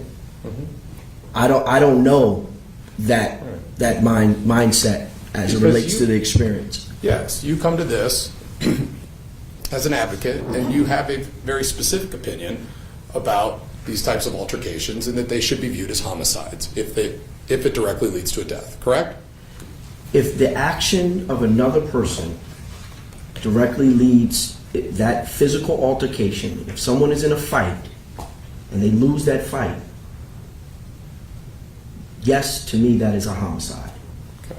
And so with respect to that, you've already talked about that's your label for manner of death, homicide. That has no bearing on anything within the criminal province criminality is a question for a jury, court of law, all that sort of thing. Yes? That is correct. Okay. And so it stands to reason that if in a setting that you ultimately label as a homicide, where you have a resistance situation, lack of compliance, and during the efforts to get that person under control, they die, okay? You would agree that in some of those circumstances, the force can be reasonable, correct? That is correct. But it's still a homicide in your mind. That is right. Your Honor, may we approach? Yeah, come on up.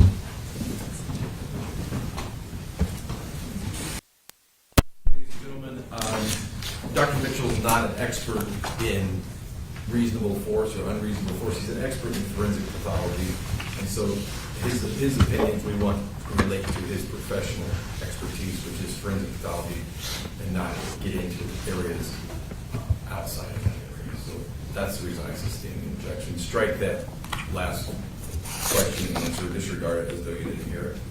Thank you, Judge. I'll move on.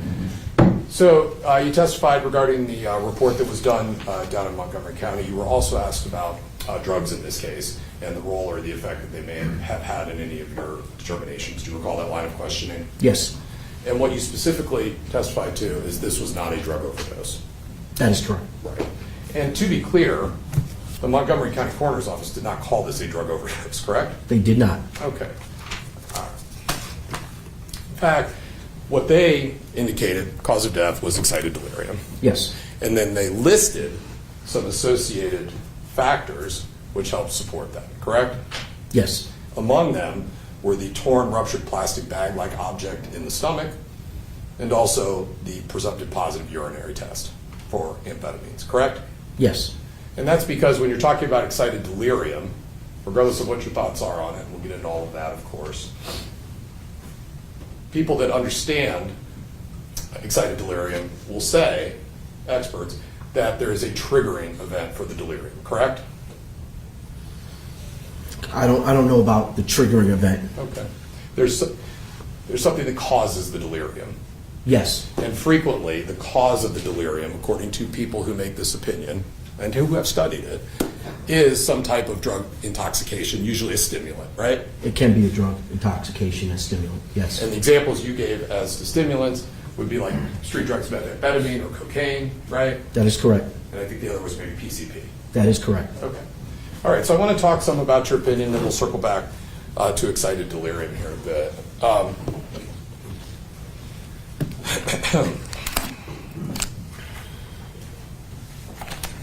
Do you have your report in front of you, Doctor? I do. Okay. You went through all of the different materials that you reviewed in the case, yes? Yes, Okay. And so I think I'd like to take a look at some video evidence with you and kind of discuss your findings, okay? okay.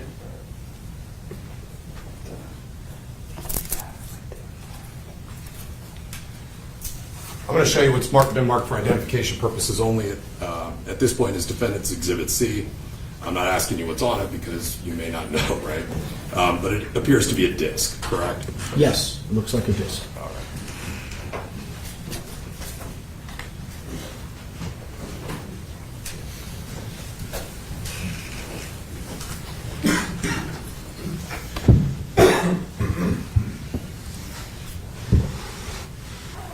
We're just going to roll the first part of this, and then I'm going to ask you a couple questions. Okay, Doctor? Okay.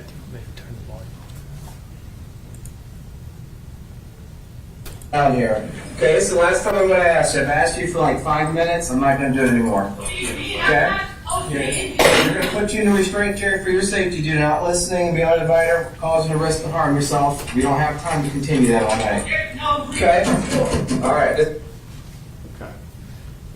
Now, you testified this morning that one of the materials that was provided to you was a video that was taken on a Sony handheld cam. Do you recall that? Yes, And if this screen were full screen up in the upper left, that appears to be the start of that video that you reviewed when preparing your report, correct? that up to the left corner looks like the closest rendering of what I saw. Yes, Right. And so you have some familiarity with jails in your line of work? yes, Okay. Have some familiarity with security in jails? yes, you would expect that in jails you would have cameras like you do up there in the corner of this courtroom, right? In some parts of the jail, yes. Okay, like the book-in area. I don't know. Okay. I Is guess that a what I'm booking asking area? is, we know you've seen this, but have you seen this particular video? No, I In don't its think I've seen that. entirety? No, Have you seen this video in its entirety? no, And have you seen this video, which is where the altercation ends up happening? no. Okay. Now, you write in your book that with the advent of video, it creates the opportunity for people in your field to be more thorough in their investigation, right? Yes, And the video can be enlightening. yes, It's important, right? very. It's important to have all the video, correct? Objection. Overruled, if you can answer. If, as much as you have or know about, yes. Right. And so, in this case, there are videos of this incident captured from this angle, and this angle. Are you aware of that? I see him now, yes. And so, you wrote this report on September 5th, 2022, correct? Yes, that's when I signed it. That's when you put all 27 hours in, right? Before then, Before then? Yes. Right? That's when you were reviewing all the material and doing your work, right? yes. Approximately when did you get started with that task? Best you can do. It's okay. I'm not sure. Well, give us, I mean, I don't know exactly when I was first contacted and when I first received my first piece of evidence. was it calendar year 2022? I think it probably was before that. Before 2022? Again, I don't remember. How can you know? Are there notes or anything that you can reflect upon? Let me see.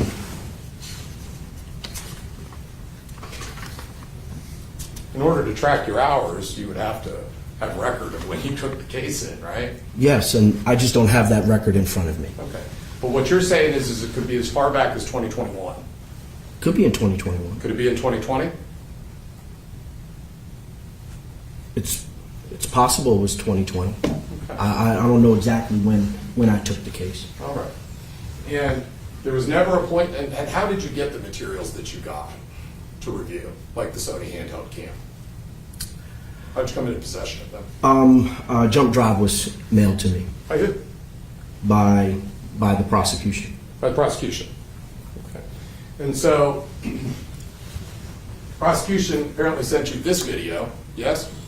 Yes, But not any of these three videos from the book-in room that look down on top of what's happening. I haven't seen those videos. I haven't watched them. They may be there. Maybe where? Maybe in the jump drive. I haven't seen those videos. You know how to operate a jump drive, right? Your Honor. I don't. I'm asking. If he knows, if you can answer. Yes, I do know how to operate a jump drive. I Often, I don't know how to open videos. Okay. All right. Sometimes I have All right. problems with doing that, for sure. You have staff, yes? No, I don't have staff. Just you? Okay. It's just me for. And so what you're saying is, whether they never sent it to you or you just didn't get it opened, you, as you offer this opinion as to what was going on during the struggle, have never looked at what was happening in this low corner where that sea of humans Your Honor, is struggling I will with object. Mr. Rios. That is not what has been stated. That is not the reference to the material. Fair to say, Doctor, that when making a determination, you are almost engaging in what amounts to a frame-by-frame, second-by-second breakdown of the Sony handheld cam. And that's what you were doing for all those months, apparently, correct? Yes, Okay. And so, of course, if there is more video, which there is, that shows the struggle in this corner down here, you would absolutely want to be able to look at that and see what was going on from another perspective, yes? yes. All right. Because we can tell, as we're watching the Sony handheld version of this video, that as you described, there are as many as 4 or 5 officers at different points in time that are on Mr. Rios' back, correct? That is correct. But you would agree that in the Sony handheld cam, it is difficult to tell where the other officers are positioned as compared to, say, for example, my client, Mr. Cooper. Fair? That's fair. Okay. If only there was a fixed camera that was looking down on top of it. That might be helpful when you were evaluating the circumstances, correct? I would like to see it, yes. And that's exactly what you talk about in your book, right? When you talk about what a thorough forensic pathologist looks to do, we have available to us all these processes now in video, yes? Yes. Okay. And in this case, when you spent 27 hours coming up with this opinion over what may have been 2+ years, you only had one of the 4 video clips to look at. Is that fair? It's about the 10th time he's asked that same question. I think it's- He's established it, I believe. I think so. So I'll sustain it. Was there a point in time, because you have some familiarity with security procedures, you know back then in 2019 the jails had cameras. Yes, everybody knows that, right? Yes. Was there any point in time where you picked up the phone, contacted the prosecutor or the law enforcement agency and said, hey, you all sent me this Sony handheld cam, that's all I got. Did anybody collect the footage from the security cameras to see if that's going to show me anything? Did you do that? I don't know if I did. I don't know. I might have. I don't remember. If you did, it was never sent to you. Objection. If he can only know on what he recalls. So if you don't remember, Yeah. Again, Still recall. yeah, I don't recall whether or not I received this. I know that I didn't watch it. I know I didn't see these other videos. Do you So- recall, based on your experience with corrections facilities, ever being curious as to where the footage was that would be the security video? It seems like a reasonable Yes. thing. Oh yes, Being curious as to where that was. absolutely. So all I'm I've asking asked is, for previous footage and other video footage in other cases that I've done. I don't remember if I asked for it in this case. The only reason I don't remember is because I don't remember watching the other footage. If I had seen the other footage, then I would have remembered asking. so any relevance that what we see in the other footage may have in this case would not be part of your opinion as it goes to cause of death, right? I'm eager to see it. Well, we're in trial now. Yeah, well, you got it up.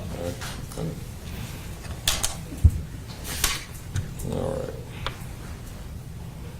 You indicated that you have testified at the time of the writing of this report, on September 5th, 2022, some 60 times, but today you say upwards of 70? Well, I said between 60 and 70. Okay. And I'm assuming that when you were testifying as the government medical examiner that you mostly testified for the state of or the District of I Columbia? like the state because we want to be a state, but the District of Columbia. I was just there visiting. It's a great place. Okay. And so it was common to testify for the prosecutor when you were the government medical examiner, yes? The majority of it was prosecution. All right. With respect to RAM Consulting, just got done testifying for the prosecutor out in Tacoma, right? I did. And then before that, beginning of October in Aurora, Colorado, right? Yes. Both of those were deaths that occurred during altercation with police officers, right? Yes. Okay. When you have testified with RAM Consulting, typically testify for the prosecutor? No, actually, most of the work in RAM Consulting is civil. Civil. This is really new prosecution Okay. of law enforcement. It's a new phenomenon. And then RAM Consulting also, we've done wrongful death against physicians, looking at cases of medical malpractice or for families. So not all RAM Consulting is death in custody. Okay. When we talk about the case review on page 3, you have a brief history that you describe. If you could take a look. On page 3, sir? Yep. Okay. Yes. And I believe you kind of read this into the record during your direct testimony, if I remember right. Is that true? I recollected it. Yeah. And so, and what you're doing there is you're kind of describing, I guess, relevant portions to you and sort of getting started in the case review? Is that the idea? Yes, it's just to give the reader a brief synopsis of what we're talking about, and what's present as far as history. And what you described this incident as is a 28-year-old man who was in a physical altercation with corrections officers, yes? Yes. And that's what you would describe it as here today, right? Yes. And have. All right. You would agree that an altercation is a struggle, right? Yes. All right. And you can't have an altercation or a struggle, depending on how you want to characterize it, without two adverse sides. That is correct. Okay. And in this particular case, the adverse sides are Mr. Rios starting out in that cell in the half wall, right? Yes. Okay. And you also have the corrections officers, right? Yes. Okay. All right. I think what I'd like to do is put in the video that you have seen and ask you some questions about that, okay? Okay.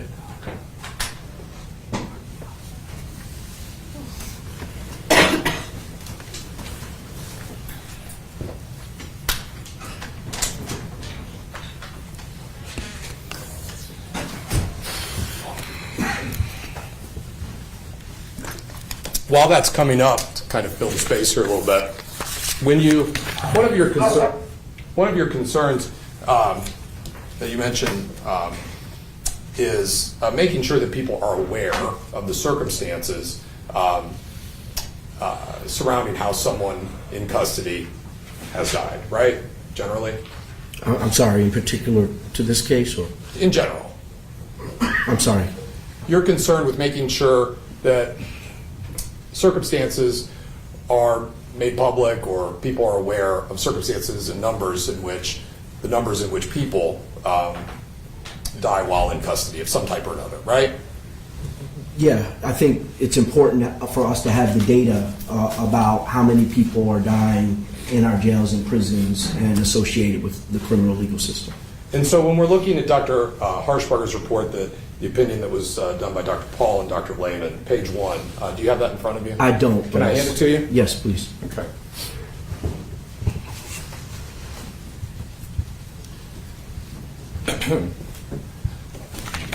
At the very top of page 1, under Roman numeral number 1, it indicates sudden collapse following excited state and physical altercation with law enforcement, correct? Yes. So those circumstances, the physical altercation with law enforcement, are not buried anywhere in the report or left out. They're right there on page 1, correct? That is correct. Okay. With respect to the death certificate, which I think you identified, or has been identified, you approached earlier with State's Exhibit number 2.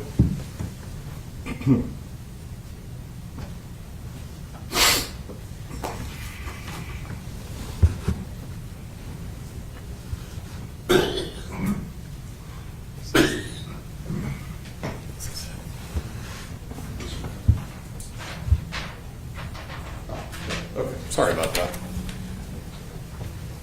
On the death certificate itself, it indicates in the box, which is numbered, I can't tell what, 331? 33F. I need those. The bifocals. Describe how the injury occurred, right? It says describe how the injury occurred. And on the death certificate, it indicates? Altercation with corrections officer. Okay, and again, you would agree with that, right? Yes. What you don't agree with is the manner of death, which is homicide or accident. And that's a lot of the discussion that has been had so far today, right? I don't agree with both the cause and manner of death. Right. Okay. Getting back to it, with respect to the video, let's just kind of take a look and we'll pause along the way some, okay? Yes. Rios, I need you to come down so we can. Okay. All right. Were you made aware, Doctor, that this incident had already been going on for some period of time with respect to try and gain compliance with Mr. Rios prior to the camera starting? Yes. Okay. You also indicate in your report, as far as materials reviewed, that you were able to review 7 volunteer statements or interviews and audios of those interviews? Yes. All right. And those are the interviews that were given not long after this incident by the corrections officers in question, yes? Yes. Okay. Please continue.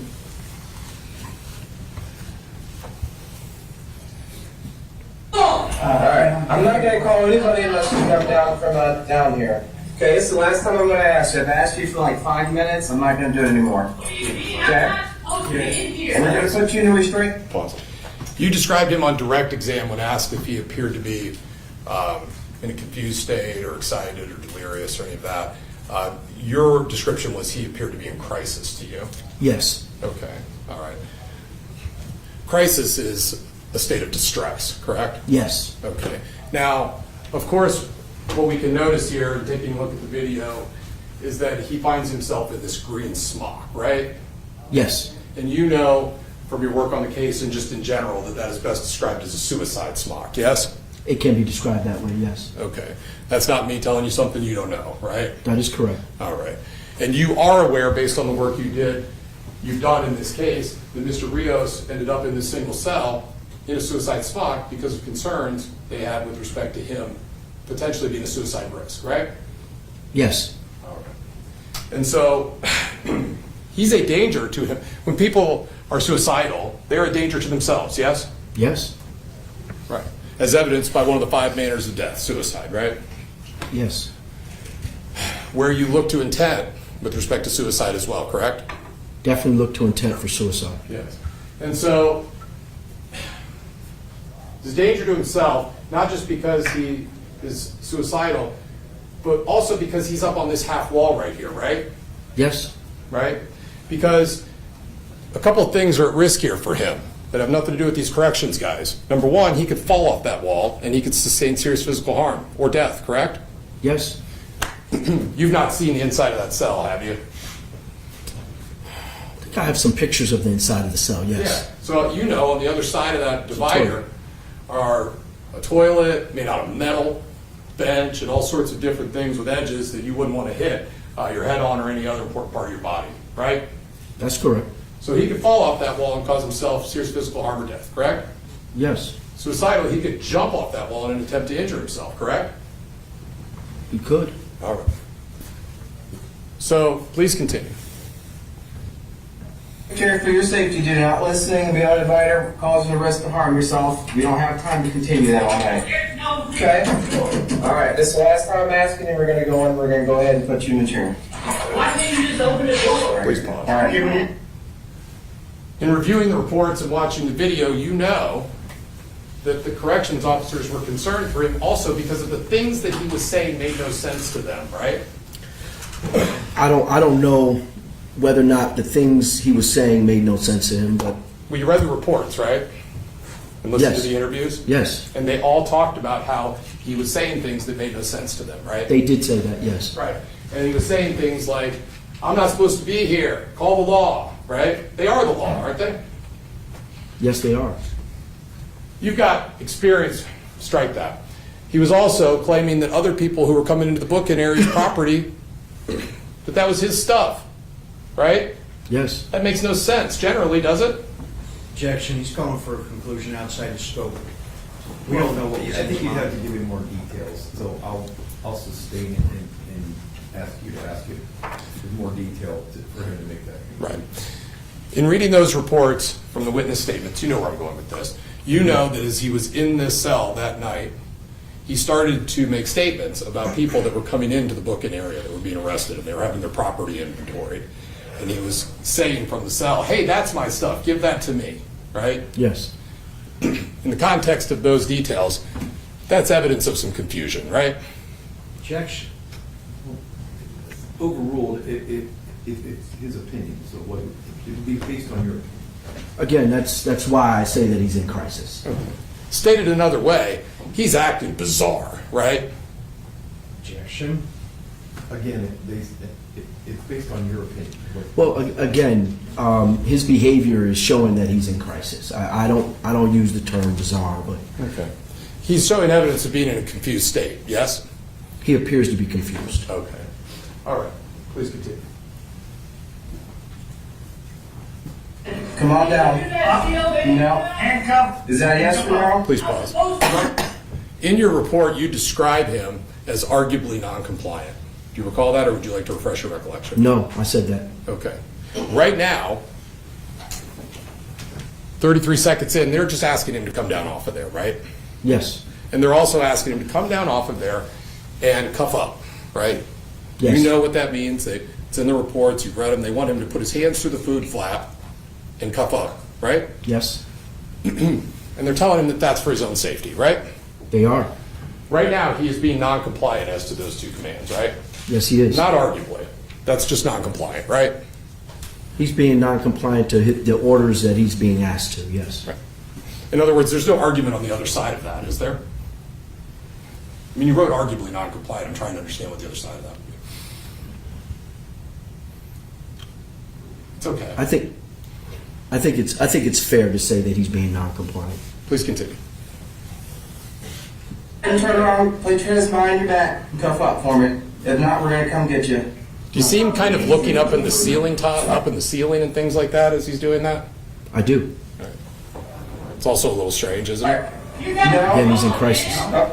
Okay, please continue. okay, we're coming to get you. Ready? Let's go.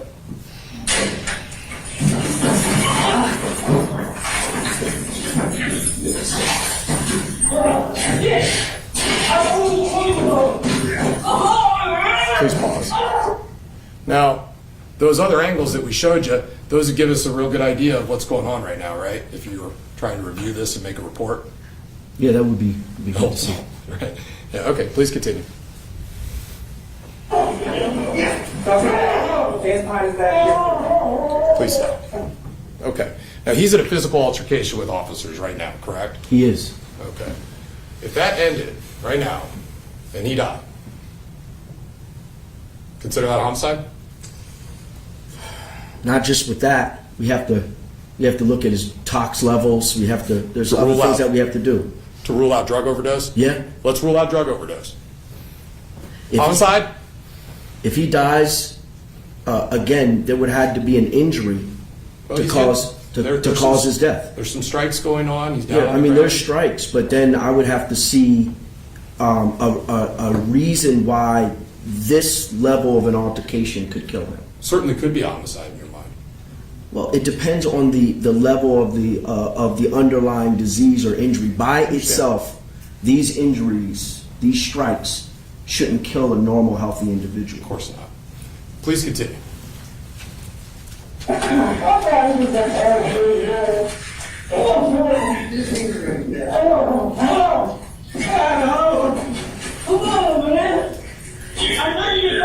Please pause. Do you see that he's made it up to his knees and starting to stand up? Yes. This is non-compliant, correct? Yes. Okay. Please continue. Crazy!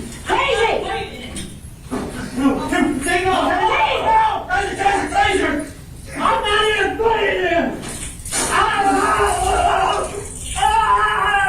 Please stop. All right. So now the taser's been deployed, correct? Yes. All right. And just so it's clear, there are multiple taser deployments that occur based on your viewing of this and also your review of the records, including the taser evidence, yes? Yes. All right.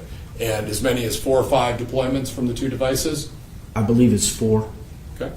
There's both tasering going on with respect to probes and drive stun method, correct? Yes. We can see him being drive stunned here in a little while in the back of the neck, right there, right? I don't know. I didn't see any evidence that the drive stun hit. I know that there was on autopsy. I didn't see on looking at the pictures I did have. I didn't see any evidence of drive stun. But you can see the taser's right up against there and you can hear it. I can hear it, but I don't know if it actually connected his skin. Please continue.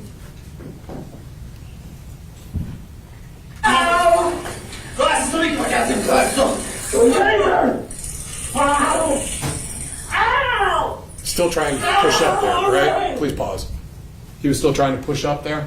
Yeah, see that? Still non-compliant, correct? Yes. All right. Now, this is the moment that you were questioned on earlier today. We're about 1 minute and 48 seconds into this video over there in the left-hand corner, okay? This is the position that you have described as a prone position, correct? This is a prone position. He is being forced into that position, correct? He is. By a number of corrections officers, as many as 4 or 5, correct? Yes. All right. Now, this event for him, this altercation that he is in, right? You indicate that this was precipitated by law enforcement, by the corrections officers, the cause of death? The cause of his death comes later.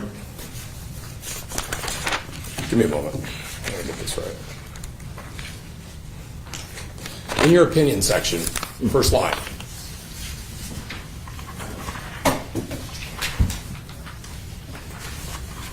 Yes.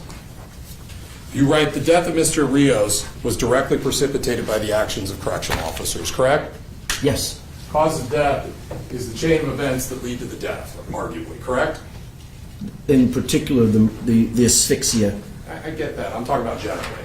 Cause of death is the chain of events that lead to the death, right? Yes. All right. And so if we want to go back that chain just a little bit and we talk about precipitating, it's fair to say that if Mr. Rios had come down with that wall and cuffed up, none of this happens, right? That's fair to say. It's fair to say that when that door's popped, if he comes out and then allows himself to be cuffed up, none of this business on the ground happens, right? That's fair to say. It's fair to say even once they get him to the ground, if he allows himself to be cuffed up and quits pushing up to his knees, pushing up before being placed in the prone position, it doesn't get to this point. Fair? That's fair. And so when you talk about precipitated, reasonable minds could differ on what precipitated what in this case. Fair? Objection. If you can explain it, based on, it would have to be based on his opinion and what he meant by the word. Yeah, I mean, I meant precipitating, I meant the asphyxia. The cause of death in his particular incident is precipitated by the prone position that he's forced in and the standing of an individual on his back. That is the precipitating to his death. As you just described, as it was just described, the events leading to that would not have killed him. But if Mr. Rios had taken a different course, there would never have been an altercation, arguably, correct? Objection. I think he's It's asked. argumentative. Well, it's beyond a the follow-up scope. point. Well, I think it's been answered. So Okay. this is me. Right. All right, so it's a little bit of rabbit season, duck season, I feel like. Back and forth. So getting back to it, what you actually write after that line, the death of Alexander Rios was directly precipitated by the actions of the officers. You told us what it is just a moment ago, but what you wrote is the altercation between the officers resulted in his prone position, and that's what we see right there, right? Yes. And based on your review of the video, the actions of Officer Cooper had nothing to do with getting him in a prone position, right?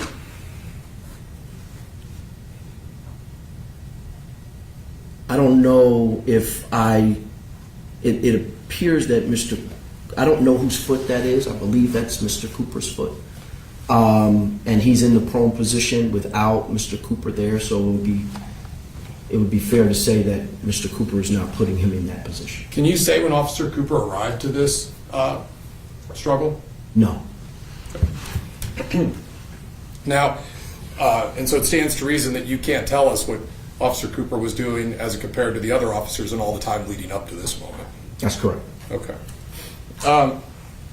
You indicate the altercation between the officers resulted in his prone position, which is what I just pointed out, with the body weight of 5 men laying on top is the next piece to that, right? Yes. What you testified to earlier is it's the altercation between the officers in the prone position, and then you moved on to the entire body weight of the one officer. But an important part of your opinion is the weight of the other officers, so much so that that's in your report, correct? Yes. Okay. So just to be clear, the altercation between the officers resulted in his prone position with the body weight of 5 men laying on top, correct? Yes.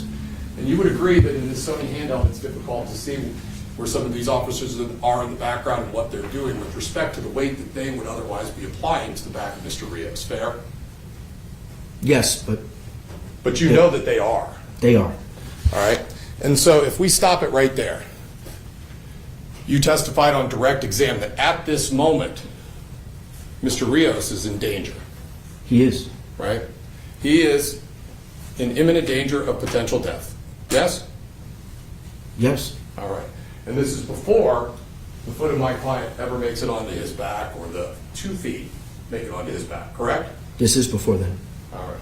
Now, Mr. Thompson then said, if after this it was just brief, you wouldn't expect that he would die. You recall that? I did. Okay, and your answer was? No, I wouldn't. Okay. Well, of course, he's still struggling and non-compliant at this point, correct? He is still struggling. And non-compliant, right? Yes. Okay. So, if this were to continue for a period of time, just like this, with the weight of all of these other officers pressing down as he's struggling, because they don't have him cuffed right now, correct? No, they don't. Right? So if this went on for some period of time and Cooper never got involved in this, right? He is in imminent danger of death based on those facts, correct? I mean, based on those facts, it's possible if that weight is still on him, very similar to the weight that ended up on him. It's the same mechanism. If I can't move my chest, I can't breathe, then it would. That's not what happened. Right. All right. And so let's keep rolling.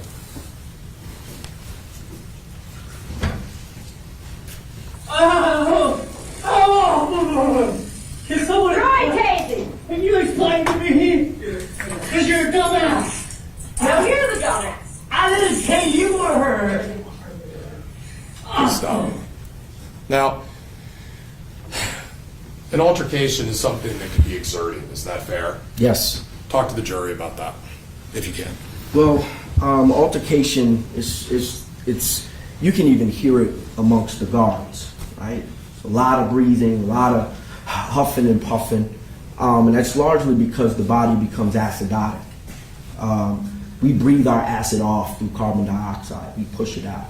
We breathe in oxygen so that we can gain the oxygen that we're losing, so we don't go into metabolic or lactic acidosis and end up dying, right?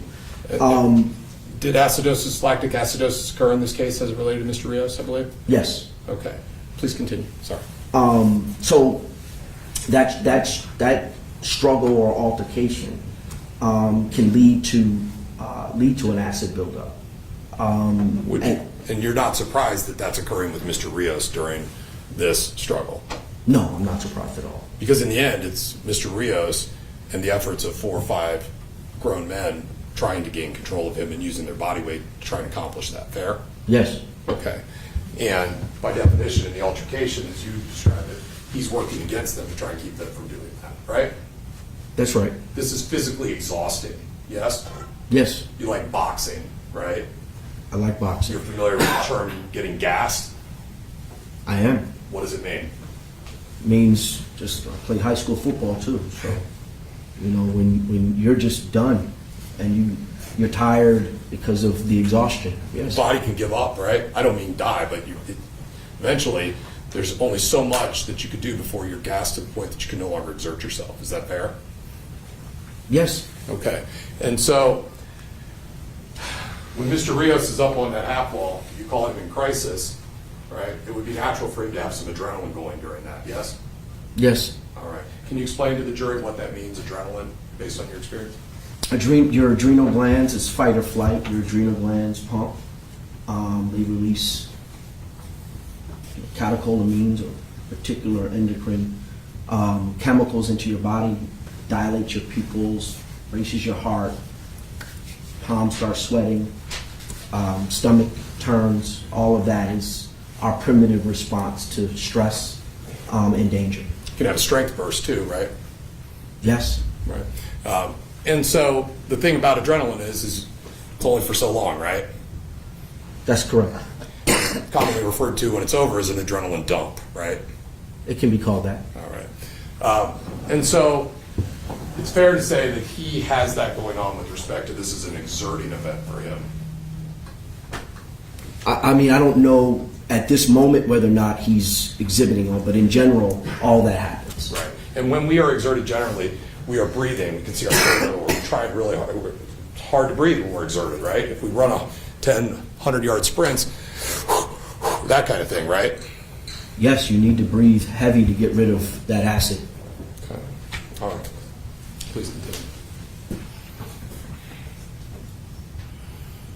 Well, he took out of the cell. Really? Yeah, he's like, Your hand behind your back. oh, Oh, shit. Somebody take it. He's on some type of, I believe. Keep playing. You need to. Do we have anybody else available? At this point, we can see the arm of an officer coming through in between, I guess, on the inside of this officer here. We can see another arm coming in and pushing down on the head of Mr. Rios. Of course, you've noted that, correct? Yes. That's not helping his efforts to breathe, I wouldn't think. No, he's going to have trouble breathing with that Did you happening. write anything about that in your report as to the critical actions or the actions of this officer in pushing his head down and turning it to the side like that? Just in the midst of the 5 officers being on his back, for sure. But no, right, just in that little snippet, but not the actual details of the effects of what they're doing, like that action, correct? That's correct. Okay. Now, in order to get to that position, he's kind of got to be coming up through there, right? That officer? Yes. Stands to reason that the other arm's over top her and he's applying pressure himself to get there. Speculation. I mean, have you studied this? Do you have an I opinion guess, on it? if you can offer an opinion without speculating, it's okay. If you have to speculate, I don't want you to do that. Understood. I mean, there's no doubt that there's other officers that are pinning Mr. Rios down, for sure. All right. And these are grown men, yes? I believe so, yes. Look, you've looked at their heights and weights. They're large men too, right? Yes. Okay. And so when you talk about the weight of the other 5 officers, that's a super important fact for you because it's happening as soon as he gets down into that prone position until they bring him up into the chair, right? Yes. Okay. Please continue.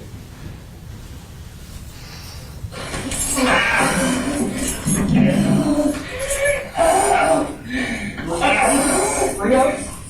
Rios. Alexander Rios. Please pause. Yeah. Now, before we get to the next portion, we can see when my client first gets involved in the attempted restraint that you see one foot go up onto the back area on this side, correct? Yes. Okay. And so I wanted to, and I think you talked a little bit about this maybe on direct, but I really want to talk about it a little bit more, right? With respect to pressure, unless someone's entire body weight is up in the air, right? We know at that point how much pressure is being exerted, right? Yes. Without anything else supporting us or anything like that, right? We know that it would be the full weight. We don't know exactly the pressure. But Right. If there were a scale right here and I stood on it, right, with both feet, that's going to be my full weight, right? That is correct. If I take 1 foot off that scale, that weight could dramatically decrease, correct? Yes. And it could go up and down depending on what I'm doing right here, right? That is correct. How much force I'm applying onto the foot that is on the scale. Fair? Yes. Okay. And so what you're never able to tell us with respect to my client, Mr. Cooper, as he has his foot on the shoulder back area here, and then on the other side, right, after he comes off of the 7 seconds up on his back. What you can never tell us is how much pressure he's applying during all those other times, correct? That is correct. In addition to that, if there's a wall nearby here, and there is, and at points in time an individual is leaning against that wall, the wall is going to be absorbing some of the pressure as well, correct? Yes. Okay. And so what we're getting ready to see are these 7 seconds that I hear you testifying to are the cause of death as it relates to Mr. Rios. Is that correct? Yes. Please continue. He thinks he's supposed to be out there and bring it down the wall.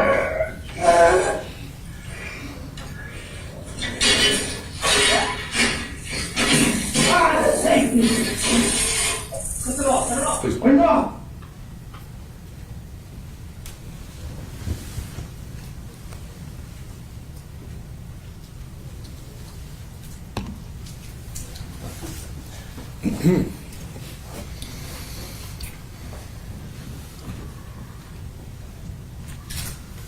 So, of course, we watched the portion there where he's up sort of part of the time, both feet on, kind of then balancing like this, but definitely full body weight up in the air for 7 seconds or so, right?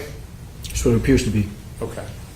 And it is your testimony that once his boot comes back down to the left side of the screen, that there's nothing else from Mr. Rios that would suggest that he is responsive. Is that right? That's correct.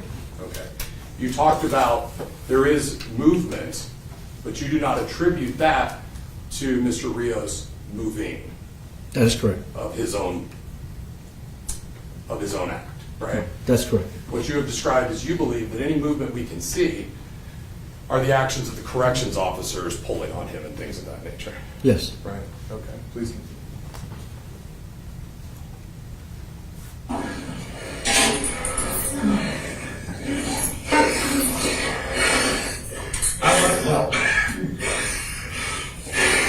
Let go of the cuff. I'll fucking. Let go of the cuff. Please pause. All right. So, if you've got the math different, let me know. But I think somewhere in the jury will just have it. So, somewhere around 15 seconds after Mr. Cooper removes the second boot and comes back down to the ground, where we can no longer tell how much pressure is being applied.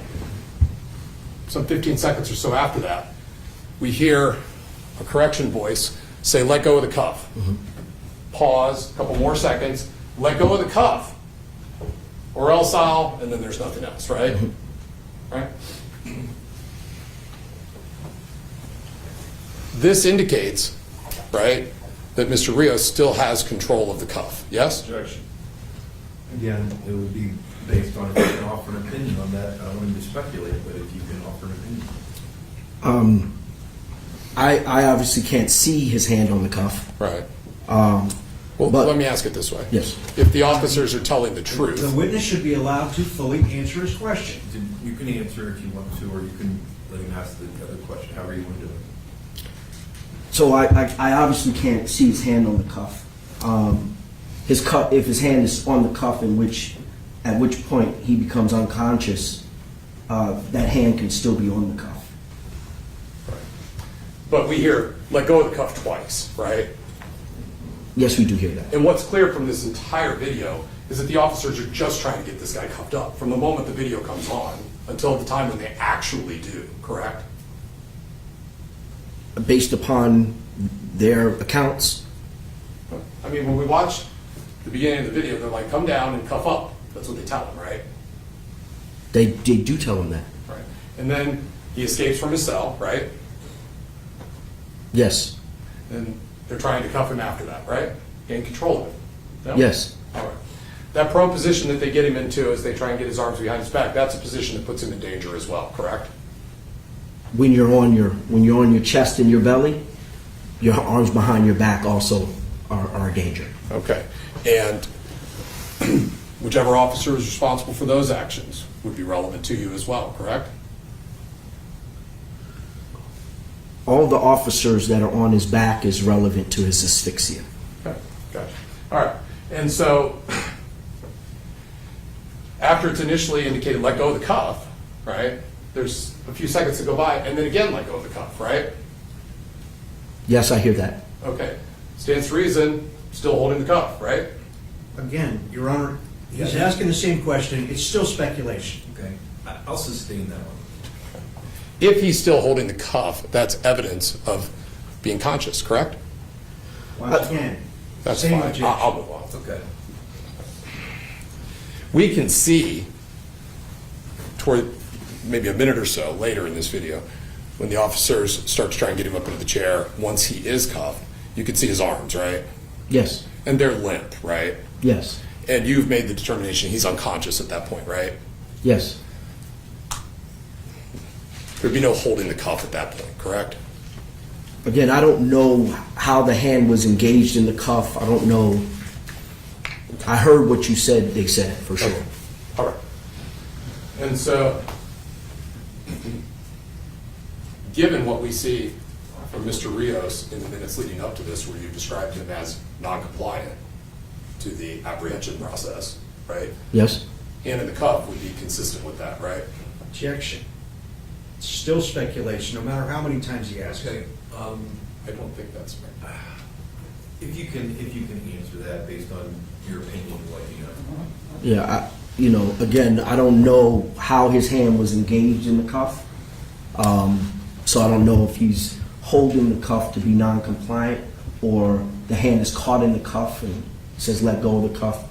My opinion is that after the officer comes off of him, there is no reasonable movement from him. His chest is not rising. He has a couple of things that are going on with his face, but then he's completely unresponsive. I believe that he's unconscious at that time. That's the next thing I want to ask you about.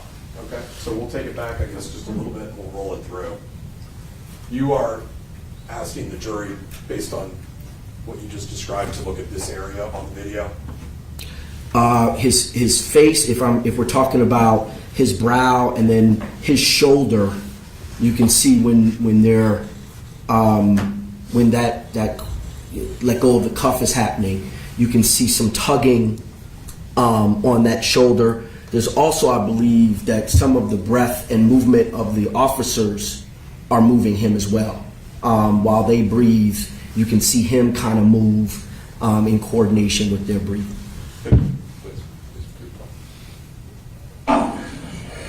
See the eyebrow.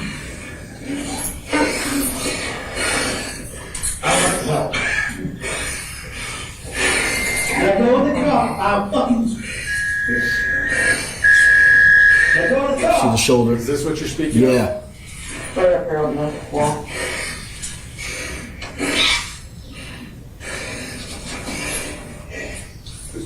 Pull that thing out. Get a pair check.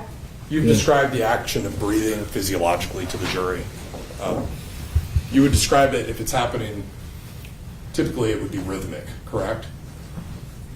Depends on, usually it's going to be rhythmic. Sometimes, depending upon the Circumstances? trauma or depending on the circumstances, it can be.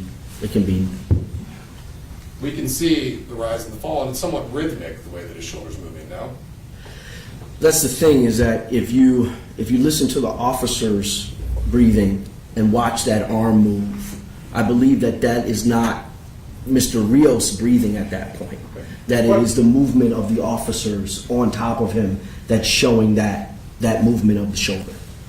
And that's your opinion based on your review opinion, right? Yes, it is. You don't have any evidence from when the medics come or anything that happens after this to tell us for sure that that's true or not. That's based on your review of the video and your experience, correct?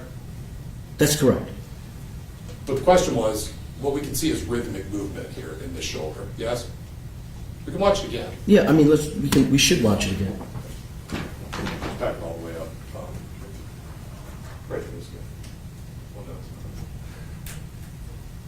There you go.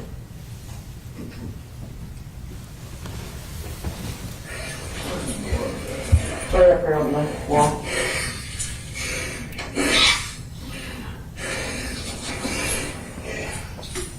Pull that thing out. Get a pair of shackles. We got another handcuff. Where's the other hand? You would not agree that that's rhythmic movement in the shoulder going on there? There is rhythmic Right. movement And to be clear, this is not when we're hearing get the cuff. We didn't hear that during that time, did we? Let go of the cuff. That's not that. No, but if I may, I'm Please. attributing that if you hear the other, I don't know what guard it is, or correctional officer, that rhythmic breathing coincides with the movement of the guard. And that's my opinion from watching this video for as many times as I watched it. But to be clear, you would agree that that is rhythmic movement that we see on his shoulder there? Yes. All right. Which would not be wholly inconsistent with breathing, his own breathing, correct? It's inconsistent with my opinion that he's breathing. Well, if there were no guards there and he's just laying there, Your and he's, Honor, this question has now been asked and answered 3 times. It sounds like it might be argued, so I'll say. thank you, Judge.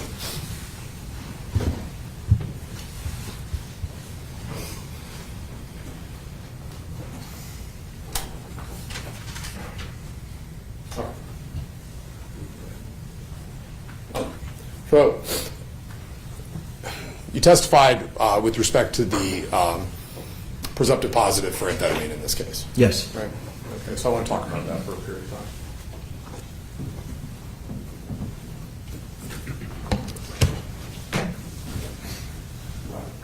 I need just a moment, Judge.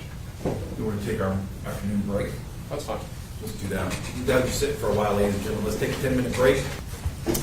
Doctor, you indicate in your report that one of the materials that you reviewed that was sent to you were the medical records from the Mansfield Hospital, correct? Yes. In specific, you took a look at the withdrawal and the discharge note or discharge summary. Yeah, look, all of it. So I'm going to show you what's been marked as Defendant's Exhibit D. Take a look at the top there, and I'm not going to ask you to go page through page, but if you can help us out, let us know if those appear to be the medical records for Alexander Rios while he was at the Mansfield Hospital that you mentioned until September 27th. Yeah, they all exhibit the Mansfield Hospital name and address along with his medical record number, his admission date, and his discharge date. They all seem to be accurate. Thank you. Of course, we know that he was ultimately discharged having passed away on September the 27th, correct? Yes. Could you take a look at the discharge diagnosis to refresh your recollection as to that? Toward the bottom of the page.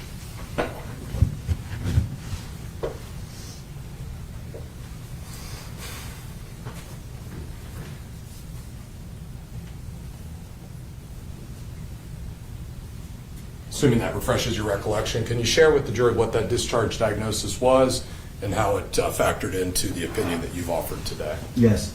It says cardiac arrest, unable to determine etiology at the time. What does etiology mean?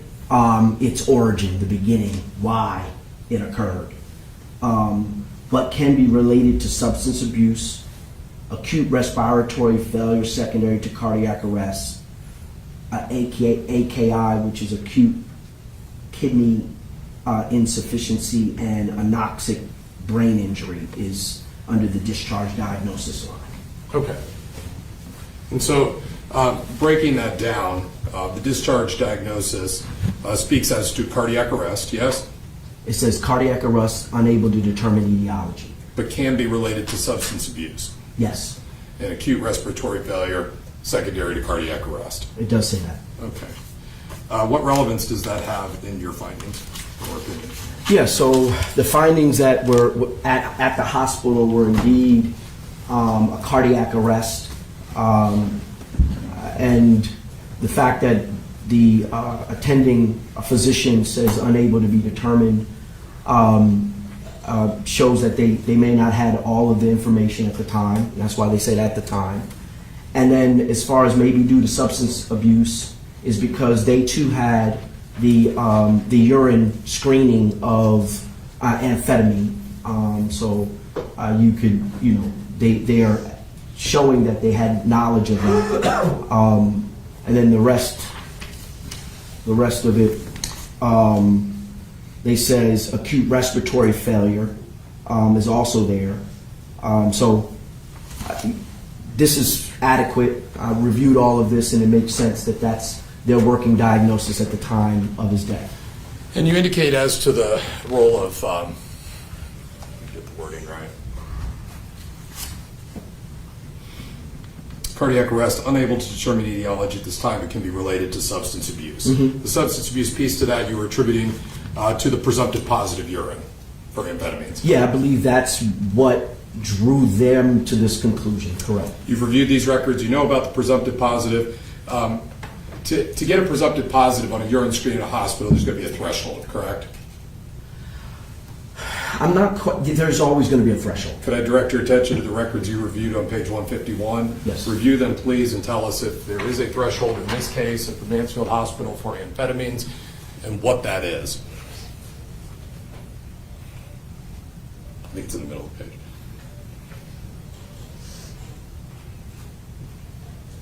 The threshold amphetamine screen urine amphetamine cutoff is less than 1,000 nanograms per milliliter.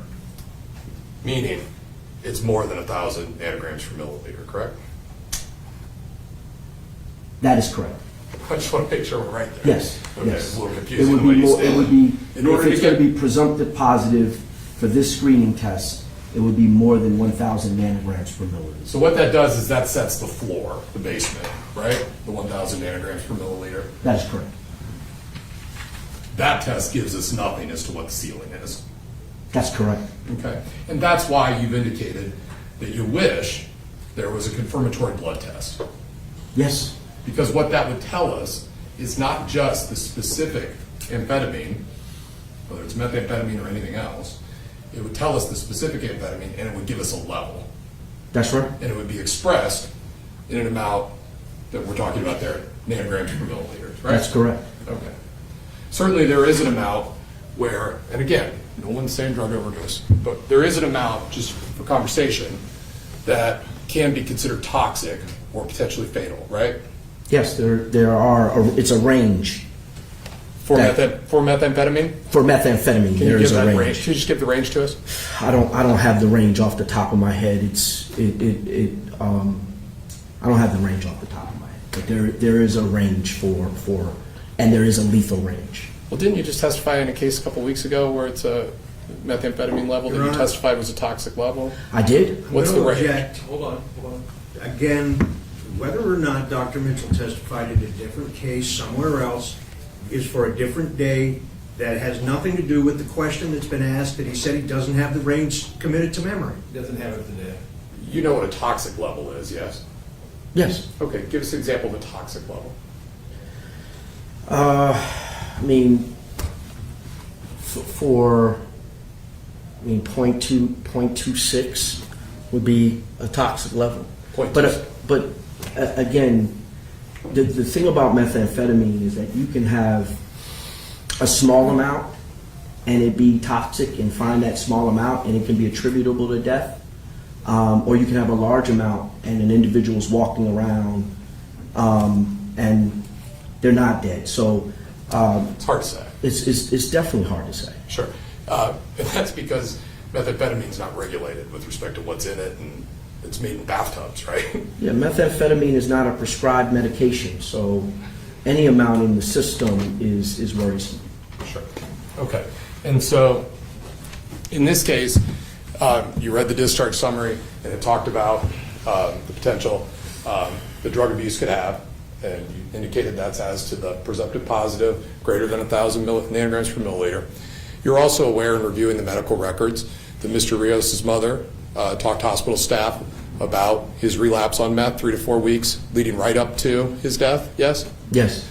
So when you talk about the importance of, and so if hospital staff's aware of that, that could be relevant to that determination as well. History, right? Yes. History of abuse, yes? Yes. And the way we get that isn't from testing, it's from reliable sources, either the person themselves or someone close to them, right? Yes. Okay. And so, when you were making a determination as to the role the drugs played in this case, methamphetamine specifically, what you're able to learn from things like he had a history of methamphetamine use leading right up to is somewhat relevant, right? Yes. Okay. You're also aware that there's a system that tracks prescriptions, right? Yes. That we fill. In most jurisdictions. Yes. And in this case, you know that there was no prescribed medication that would have otherwise confirmed the presumptive positive, like Adderall or ADHD medication. He had no prescriptions like that. You know that, right? Yeah, I don't have a known prescription that would cause amphetamine in his urine. Right. Okay. So it starts to narrow things down a little, doesn't it? Yes. You know, methamphetamine made illicitly can have different percentages of amphetamine or methamphetamine in it, so Sure. it's very difficult. Right. And so in this case, we've got a history where Mr. Rios had abused methamphetamine right up until the moment that this happened. We have the Excuse me, presumptive I'm positive. I apologize. It would be based, there's been, when the attorneys ask questions, assuming it's what the witnesses said at the time, and you'll decide that. So anytime the prosecutor or defense says, well, prior witness said this or prior, it's up to you as jury to determine whether that information is accurate. So that's an important thing. to note that. I can rephrase it, Judge, Yeah, I'm sorry. The testimony of the witness is the testimony of the witness as you find it to be, not what the attorneys from either side say it is. So if they ask a question and it's a little bit different, it should, you remember the testimony being not what the lawyers remember being. So that's the instruction. You can rephrase it, I guess, or ask a different question. Okay, so with respect to the role the drugs play in this case, methamphetamine, you've got the presumptive positive, yes? So I don't even know if it's methamphetamine. I know you know it. It's presumptive positive for amphetamine, right? Yes. Okay. You've got the history of methamphetamine abuse leading right up to the hospitalization, yes? Yes, I do. Okay. You also have confirmation that he's got no other prescriptions that would otherwise trigger amphetamine positive, correct? That's correct. Okay. Then we have the results from the county coroner down there in Montgomery County where they talk about the torn, ruptured plastic bag-like object in his stomach that they discovered during the autopsy, right? Yes. Now that has relevance to you as well as it relates to drug use, yes, potentially? Yes. Okay. And so in your experience, you have seen occasions where people have ingested baggies that contain drugs, yes? Yes. And that could happen for any number of a couple of reasons, right? Yes. All right. It can happen in order to try and keep from getting in trouble when you come into the presence of law enforcement, right? Yes. Could happen as a suicide attempt, yes? Your Honor, this is, where is this line of questioning going? This is a medical expert, not a sociological experiment. Overruled, I think it relates to testimony he talked about on the I'm sorry, repeat the question.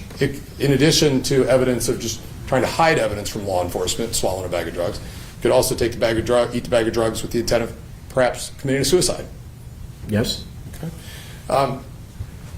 In your experience, you have seen scenarios where people have overdosed and died, and they do have committed suicide and died, and they have baggies in their stomach of drugs, correct? I have not seen suicides Okay. with baggies in their stomachs. But I've seen accidents with baggies in their stomachs. right, and so that would be the other scenario. An accident where someone intentionally ingests a bag of drugs for the purpose of obtaining a high, correct? Those haven't been the cases that I've been involved in. The cases that I've been involved in are individuals that either were on flights and had multiple baggies and were bringing it into the country. Yes. Or they had taken the bag of drugs to evade law enforcement. Right. Those are the two types of cases that I've had in my practice. And when that happens, the bag ruptures, then the drugs enter the system, absorption in the stomach, correct? That is correct. And that can be a very serious thing as far as the acute intoxication. Yes, and they usually will respond with seizure-like activity. It is a pretty bad kind of death when it comes to those types of large quantity overdoses. If it's a large quantity, right? Yeah, if it's in a baggie. Right. Okay. And so, familiar with the practice as it relates to drug baggie ingestion of body stuffing or parachuting? Yeah, the body stuffing is what I described prior. Parachuting? I don't know what parachuting is. All right. But it's a risk when you put something like that in your stomach, even if you are intending it to be a high, because if the bag opens up, could have all kinds of trouble, right? Again, I don't know about I don't know what parachuting means. I understand. Okay. All right. And so, in this case, you have all of those different sorts of things, but you also have the behavior of Mr. Rios. You could consider that as evidence of drug intoxication, right? It could be evidence of drug intoxication. Right. And you have experience with the type of behaviors that someone under the influence of a stimulant, right, like methamphetamine, can exhibit with respect to getting themselves into an intoxicated or delirious state, right? Yes, I've seen it. Okay. And so it's fair to say that when we talk about excited delirium, okay, we talked at the beginning of this questioning about the triggering event or the event that otherwise causes the delirium. Do you recall that discussion? Yes. Okay. And you agreed ultimately that drug intoxication, usually as the result of a stimulant, is one way that people that talk about in your field excited delirium or a delirious state indicate that it can begin. Yes. Okay. All right. And so now back in September of 2019, it's true that the National Association of Medical Examiners had not changed their position statement yet with respect to use of excited delirium as a cause of death, correct? That is correct. In fact, that happened in March of 2023, right? That's correct. And you write about this a little bit in your book, and you essentially talk about what the statement says, that the group no longer endorses excited delirium as a cause of death, but instead, those who wish to still state the underlying causes can do that. They just can't call it excited delirium. They sort of have to show their work and lay out all of the different criteria, as you describe them, or symptomology that cause the delirious state as the underlying cause of death. Is that a fair description of how the National Association of Medical Examiners advised how this practice is to go forward? Yeah, not necessarily the delirious state, but they need to show how the death occurred, right? So delirium, there's very small instances where delirium itself can cause death, and if indeed that's the case, then that would have to be spelled out on the death certificate. Okay. And so it's fair to say that because in your report, you talk about your disagreements and offer the opinion that you have, but in doing so, you also talk about why it is you disagree with excited delirium on page 6 of your report, correct? Mm-hmm. Yes. So I'd like to draw your attention there. Yes.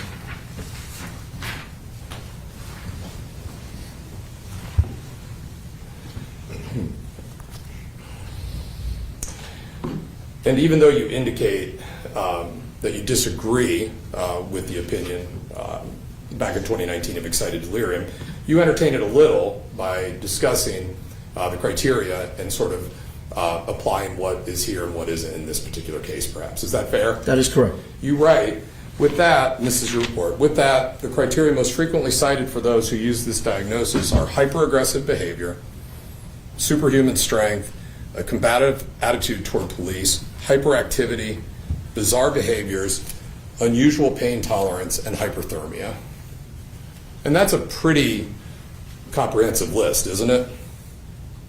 Yeah, that's when criteria are set forth, that's what they suggest. And that's what they are as it relates to proponents at the time of excited delirium. Fair? Yes. Okay. These individuals also tend to find themselves because they're combative with law enforcement, in these restraint type situations with police. Is that fair? Yes. And they can prove difficult to restrain based on those other elements, yes? They can prove difficult to restrain, yes. Okay. And so in your report, you indicate Alexander Rios was not suffering from excited delirium when he died, and then you say he was not hyperthermic and was clearly conversant with the correctional officers up until the physical restraint caused asphyxia. Yes. So I guess I want to go back through these after we've watched this video, and we're not going to do it again. But we talked about when he's up on that wall and the way that he's carrying on and the things that he's saying are causing the corrections staff concerns because it's confusing to them. It's fair to say that he's you call crisis. It's fair to say that's an acute confused state, right? I mean, it's that kind of thing, right? Yeah, we talked about it. I think he's in crisis for sure. Right. And when he busts through, I mean, you've seen the video, there's multiple guards standing in that doorway, right? Yes. It's he that initiates busting through them and manages to do so successfully, right? Yes. That's hyper-aggressive behavior, is it not? Could be seen as aggressive. Yes. Right. You've read the reports of each of the individual corrections officers and listened to their recorded statements, right? I did. It's fair to say that they all talk about some component of either increased strength, uncommon strength, or superhuman strength that he was exhibiting. Yes? They do describe that. Okay. And they say things like he was winning the fight. He was getting up. We couldn't keep him down. You read that? Yes, and yes. You indicate in your statement here a combative attitude toward the police is a hallmark. I mean, It's pretty combative there. You indicate he's not being compliant when he's on the ground there during the wrestling, right? It's combative. Again, for excited delirium and the definitions in the literature, that's where I'm citing. Okay. And then the guards also talked about how typical pain compliance techniques, they were all trying those on him. Did you read that and listen to that in their statements? I did. Joint manipulations, pressure points, the tasing, those are all pain compliance techniques, right? Yes. And when you write and you talk about the criteria, unusual pain tolerance is one of them that you referenced, right? Yeah, but I think he's succumbing to pain tolerance. He's constantly saying ow, and he's responding to pain. That's one of the criteria that he might not be. We can agree and connecting. disagree, but he does keep going even after the tasing and things like that with the resisting, yes? For a period of time? But again, throughout the altercation, he's visibly and audibly in pain. It seems like the only one of the criteria that you lay out that we don't have evidence of is the hyperthermia based on your testimony. There's at least something to discuss as to each of those others, right? Yeah, I mean, he's definitely not hyperthermic. Right. But there's a case to be made as to each of the others. Reasonable minds can disagree, but all those other criteria that you laid out in your report, there's a case to be made that he's exhibiting all of those, yes? Yeah, again, those proponents of excited delirium take behaviors and then they suggest that those behaviors can cause death. The behaviors exist. And they exist, as we talked about, with methamphetamine, with cocaine, psych disorders. You can see behaviors. The rest of the medical community, as well as myself, even in 2019, before the National Association of Medical Examiners came out against it, don't believe excited delirium can cause death. Isn't it fair to say that each of those behaviors that, at least in part, you agreed that he was exhibiting, worked to put him in more danger during this struggle?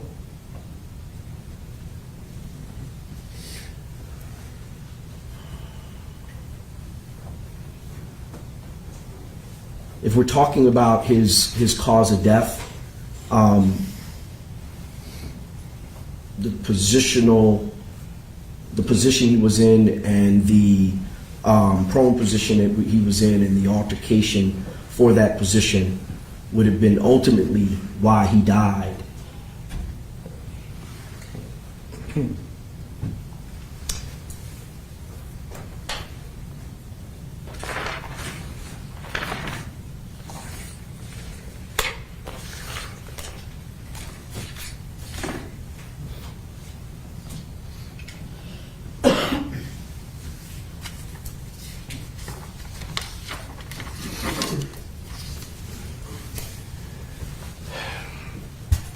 You have talked about issues that you have with excited delirium in the past. I believe in your book you describe it as something that has been used by SHIELD to protect law enforcement from potential criminal charges. You recall saying that and writing that? I think that's had its effect, whether it was intended or unintended. You wonder in the book about our medical examiners or our coroners complicit in this effort to cause these excited delirium findings to be made. Do you recall wondering about that? Yeah. And in that context, you talk about the importance of the medical examiner and the coroner to be neutral, right? Yes. To gather up all the information, right? Yes. You talk about how law enforcement can pressure coroners and things like that to make determinations. Yes. Is that what you think happened here? Objection. Only if you could know. I mean, only if you have information. So, Your Honor, Yeah, the then- doctor has stated what his believed cause of death was and the criteria behind it. yeah, I don't know that he would have that information. I can ask it different. All right, it's also stated. You don't have any reason to believe that local law enforcement or anyone else was pressuring the Montgomery County Coroner's Office to make the finding of excited delirium. You don't have any evidence to support that, do you? No, I don't have any evidence for that. But that is something that has caused you concern in the past with respect to this diagnosis. Yes. Objection relevance. I think it's asking you. Just his name.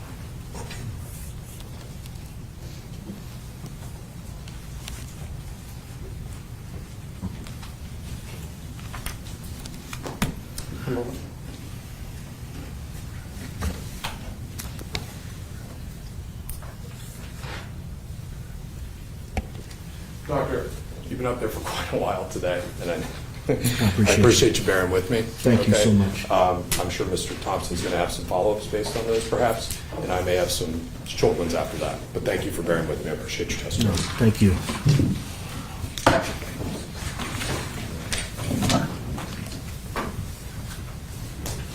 Any has no further questions?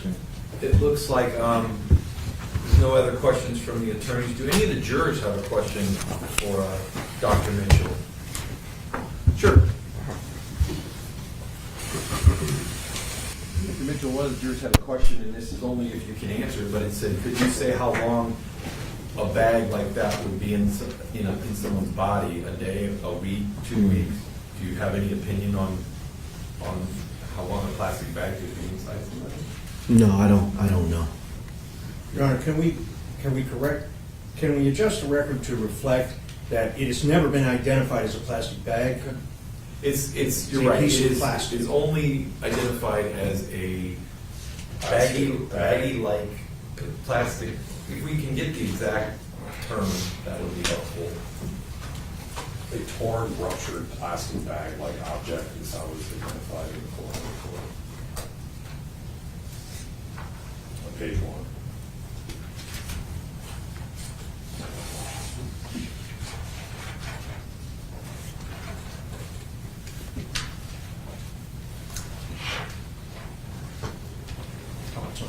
It's one of the exhibits, if we could just find the exhibit. You got it? A torn, ruptured plastic bag-like object in the stomach. Okay, so that's specifically what's been described. Oh, one more. Got one more question for you, Doctor. This question says, what's the difference in, I think we're talking about in a football game where someone's prone on the ground and there's a pile on top of that person on the bottom, compared with what you've seen in this case, since he was a healthy individual. Are you able to give an opinion on anything like that, or is that outside the scope? Well, I mean, because asked, right? I think the equipment that is there, I think the length of time that an individual is on top of individual plays a huge part.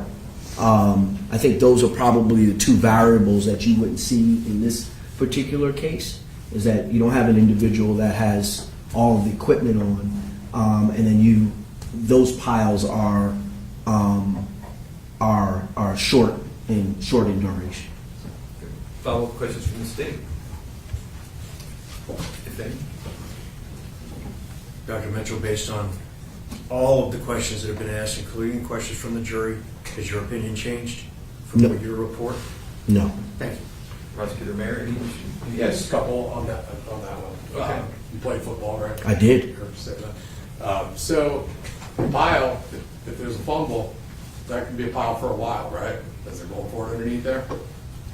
A while is very subjective. You've seen it before where they're trying to pull people off Sure, the top, right? sure. That could be 15, 20, 30 seconds, yes? Could be about 20 seconds, sure. And what we're talking about is people on that pile, there's usually going to be somebody down toward the bottom fighting for the ball with somebody else, right? Yes, That person could be prone, yes? it could be. And they could have all the weight of all those players up on top of them. Yeah, I mean, it's absolutely different. I mean, because you have a full helmet on, you have shoulder pads on, a girdle on. The weight of the individuals is not directly in the center of your back. You know, Short pads don't. yeah, again, from my standpoint, it's absolutely different. You have protections that are in place on the football field, and that's why you have those protections versus in life without those protections. But both situations could involve a lot of weight. They can involve weight. Yes. And regardless of the situation, the pounds are the pounds, right? No, it's not the same. It's very similar to how you stood on one foot and you shifted your weight. It's very similar to those concepts that were demonstrated here.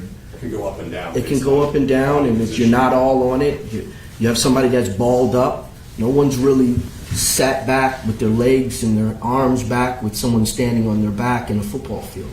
So, and if they did, then they still probably be protected because of the rigidity of the shoulder pads and the protection that the helmet provides on the back of the neck.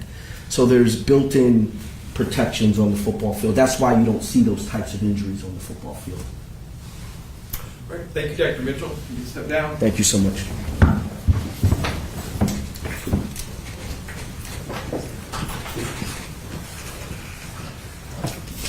Next witness. That's Dr. Burwell.